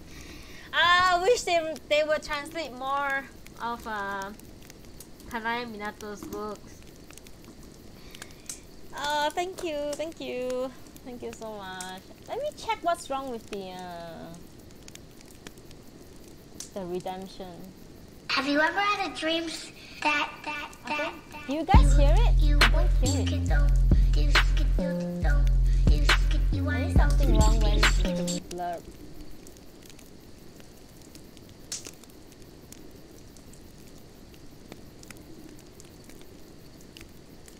Yeah. Oh, you hear it? Okay, then I'm the only one who didn't hear it. Very sad because it's my favorite.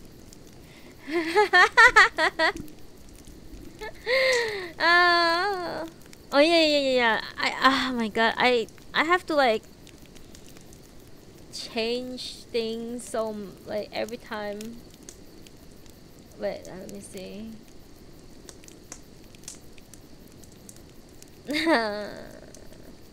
It's okay. As long as you guys hear it, I'm happy. Guys, thank you so much for being here. Seriously. In the beginning, there weren't a lot of people, so I was like really concerned that not a lot of people will listen to this story because I think it's really good. I mean, if you guys, for the new people like Whiskey and Fizz and Taco B and Hikari, you guys, I really encourage you all to go into my thoughts and listen to Kanae Minato's confession, or you can buy Kanae Minato's Confession book and read it for yourself, or you can watch Confessions, a 2010 film. Watch that Have you movie, ever had a Confessions. dream It's that really good, really good. So if you like crime thriller, I know, please go ahead and listen to my previous thoughts on Confessions by Kanae Minato. And yeah, there's a movie for Confessions. There's a TV series for Penance, but I never watched it, so I don't know if it's good or not. For Confession, the movie is made in 2010. You can go watch the movie. You can go listen to my thoughts on Confessions by Kanae Minato. Or you can go buy the book and read it yourself, because it's so good. Confession, yeah, Arum. Confession is so good, isn't it? Confession is perfect. Like from first page to the last, I had so much fun reading it. It's so good. I mean, I'm not saying that my reading is good. I'm saying the story is very good.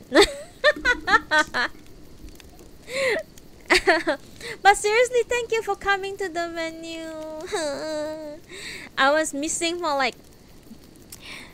watch the movie, Aru. Watch the movie. I was like, so like...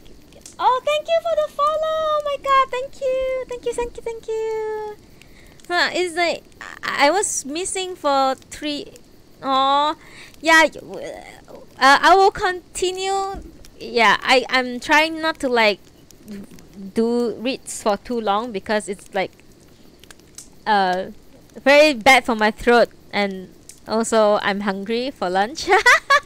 So I've decided, because Penance have 6 chapters only, so I'm separating them into 2 chapters each day. So next Monday you're listening to the next 2 chapters, and then next Wednesday it will be the end of the book. So please come back, please check out, follow me on Twitter. You can come join my Discord. My Discord is not very active, so it's okay. Follow me on Discord, because I always post reminders when I go live on my Twitter. Follow me on Twitch, because it also sends out a notification when I go live, depending on whether you guys want to receive my notification or not. Yeah. The next reading will be on next Monday, same time, 11 a.m. GMT +8 in this room. Whiskey, are you in my Twitch now watching? Let me link it on the... I will link it on the chat.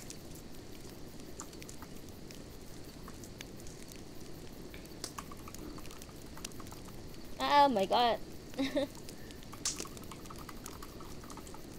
I'm supposed to have a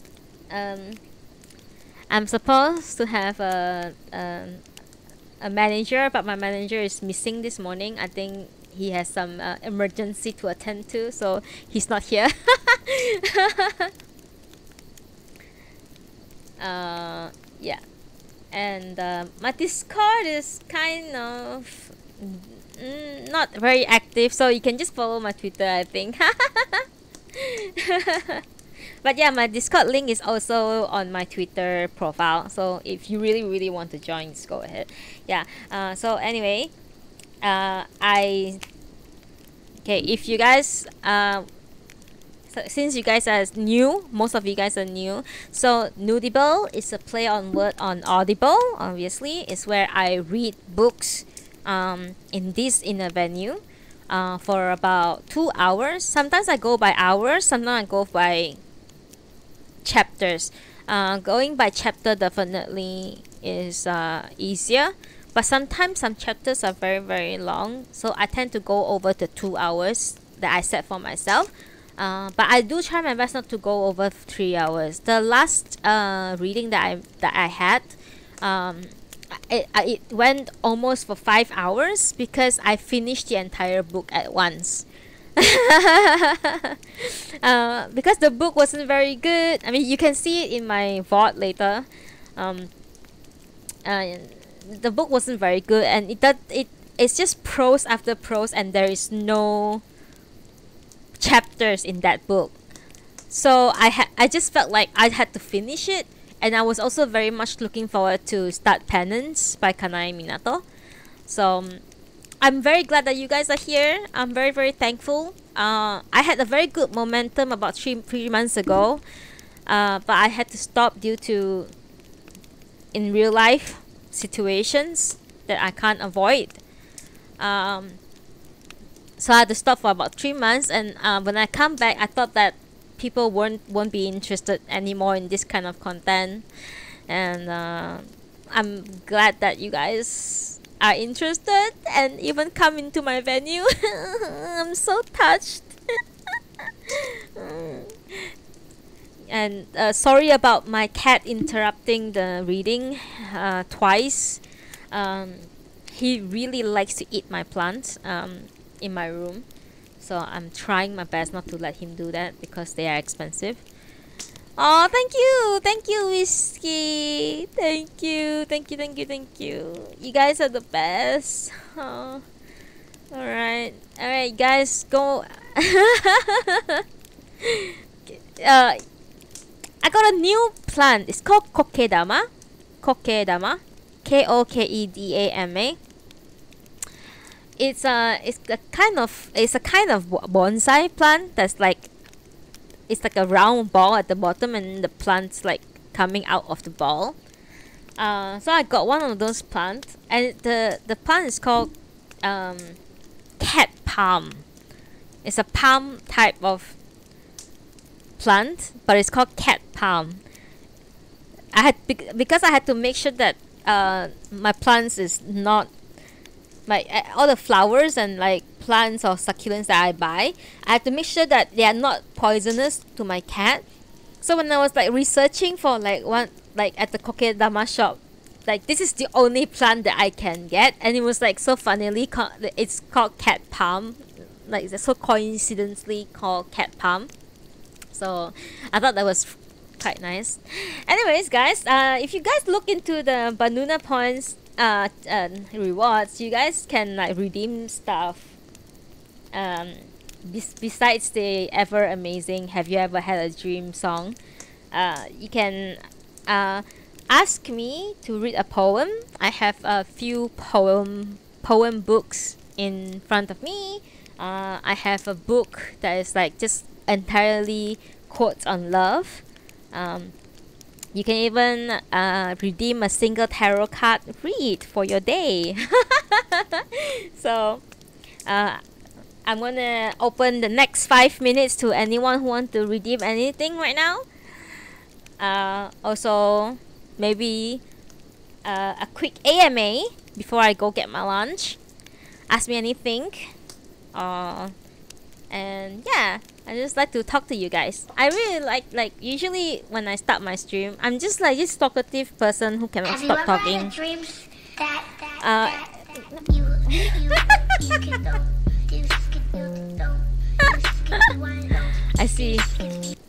I see what you guys like. I'm glad that you guys like the song as much as I do. Hell yeah.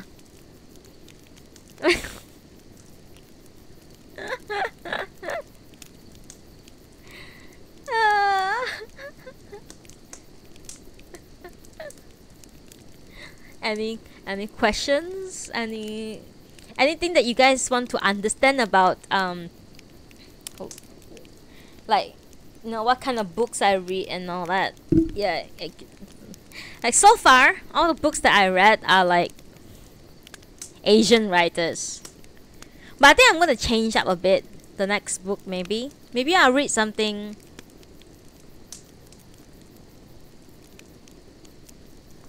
Maybe I don't know.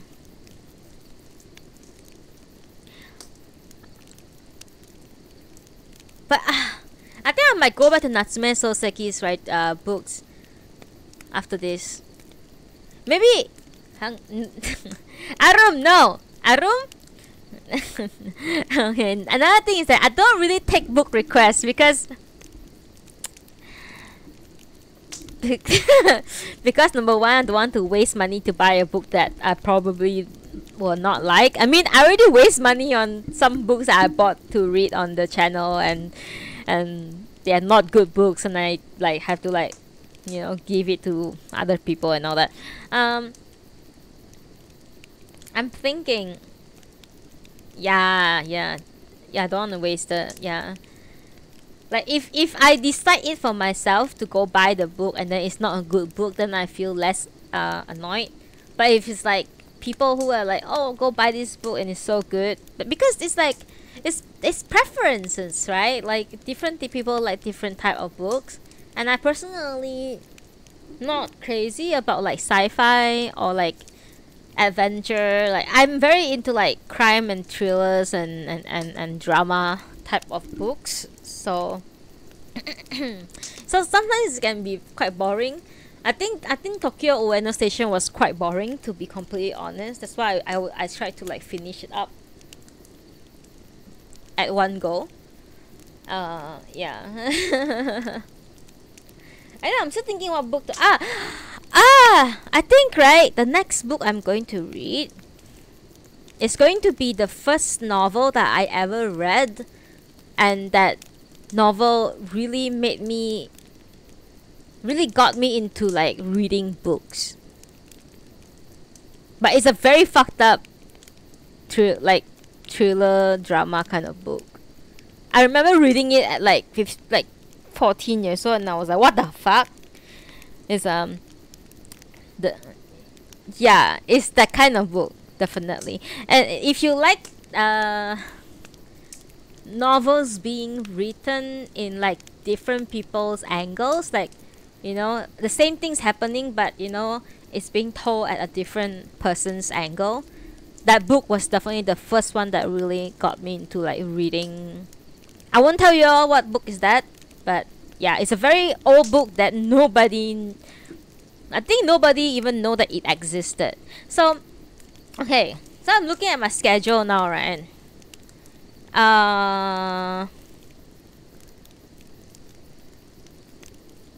So the next 2 chapters of Penance will be on next Monday on the 7th, and then the last 2 chapters of Penance, where I'm ending it, will be on the 9th, Wednesday next week. And then after that, unfortunately, I'll be missing for a week and a half.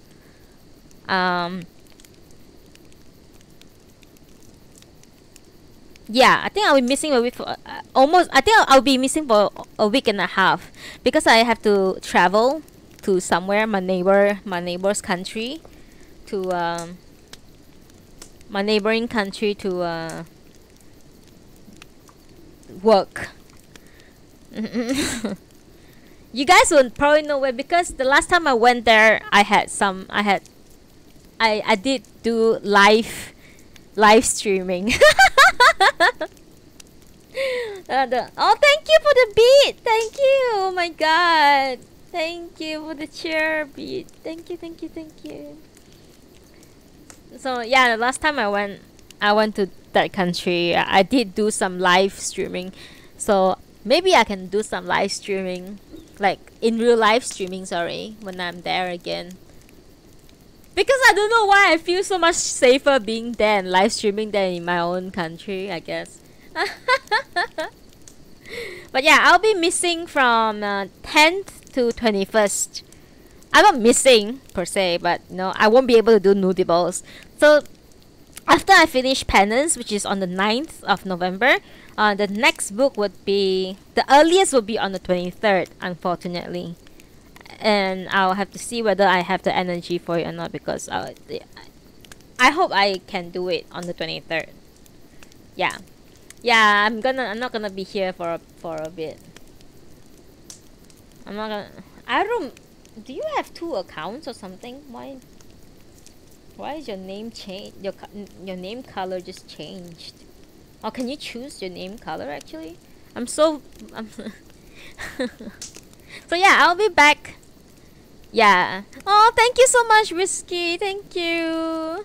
Yeah, but I'll be back end of the month. Come back and then we'll start a new book. I promise. I promise I won't run away again. I basically disappeared out of like nowhere after my trip to Singapore the last time in August. I promise I won't go anywhere. I'll be here and I will continue reading. I hope you guys enjoyed my reading. Oh, it changed to pink. That's nice. I disappeared, right, Arum? I wasn't even on Twitter, right? Was it scary? And then the funniest thing is that the last video that I had on my channel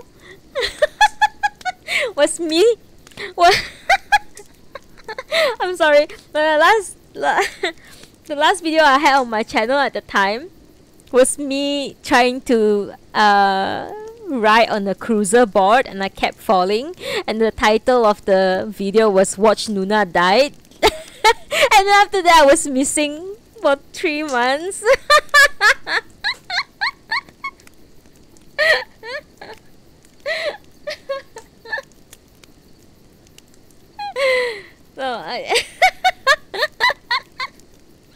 So I wonder how many people really think that I fucking died, you know?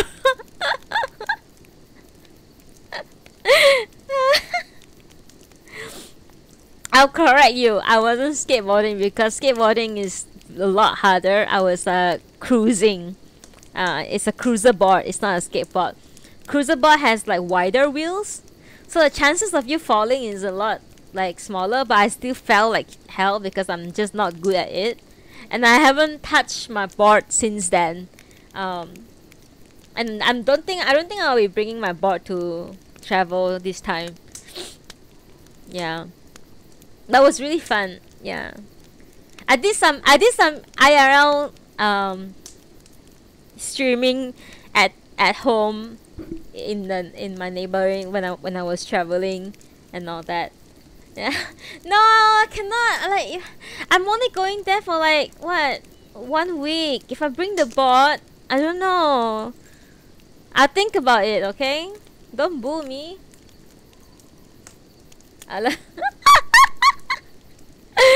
I should listen to Twisty. That's true. Learn how to balance before I even stream it. Hey, I'm not that bad, okay? I'm just learning, okay? When I haven't touched it for like 3 months, so I don't even know where my skills have gone. Okay, guys. But yeah, thank you so much for being here. So okay, nobody want to redeem any more things? Why are there 10 viewers now? What's going on? Hello. Wait, Shan's on. Shit, I forgot to switch off my. And no more reading. Okay, to my viewers, thank you. Who's in the room and outside the room in my Twitch channel. Thank you for being here today. I really appreciate it. I didn't expect you guys to be here. I thought that nobody will be interested in nudibles anymore, and I'm very glad that you guys are here and also enjoy the story as much as I do. I will do my best and I will do better. I'll try to read better next time and not stumble on my words so much the next reading. And thank you. Just thank you. Y'all can go now. Don't. Yeah, you guys are not being kept here. If you guys need to go somewhere to do your tasks or anything, to your stories and run dungeons or something, please go ahead. Don't be worried. I'm just babbling, really. Oh, really? Aru? I was on Wednesday as well. I think maybe you weren't here. I'm so glad I see you. I'm so glad you're here. Oh, table set. Oh, seriously, I'm so touched that you guys are here. Because I really thought that nobody would care anymore.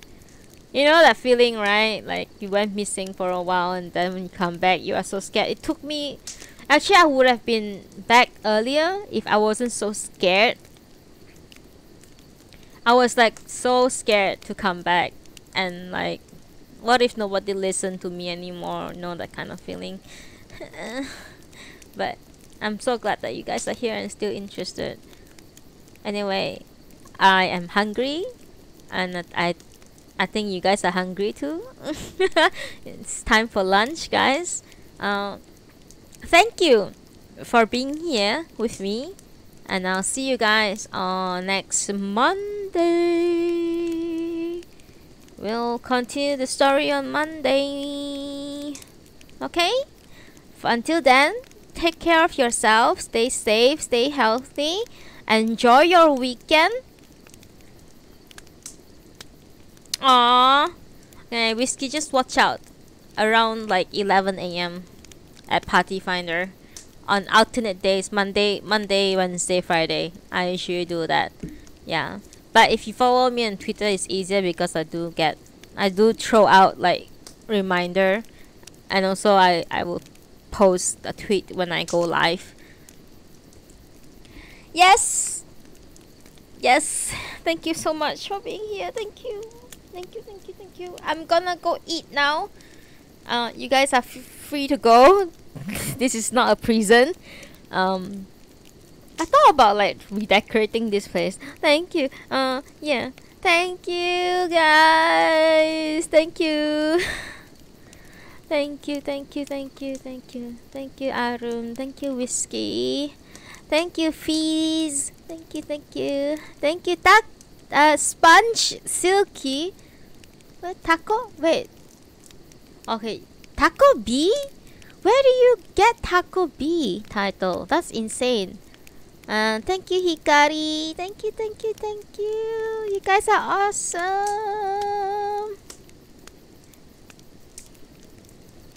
Okay, I didn't realize that I'm so much taller than you, okay? I'm so tall! Oh my god. Oh no. Bye bye. Yes. Go and eat. Have fun. Yeah. Thank you for listening to me. Thank you so much. I really. Oh, thank you.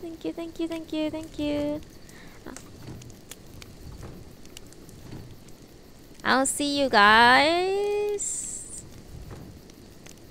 next time.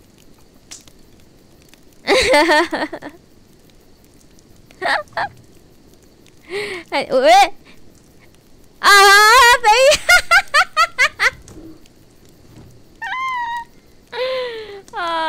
Thank you. That's exactly what I want for lunch. Thank you so much.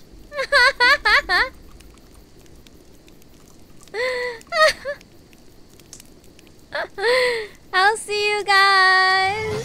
Thank you. Thank you so much.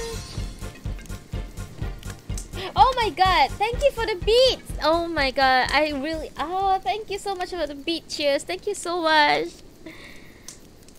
I'm gonna go to my island now and be a recluse.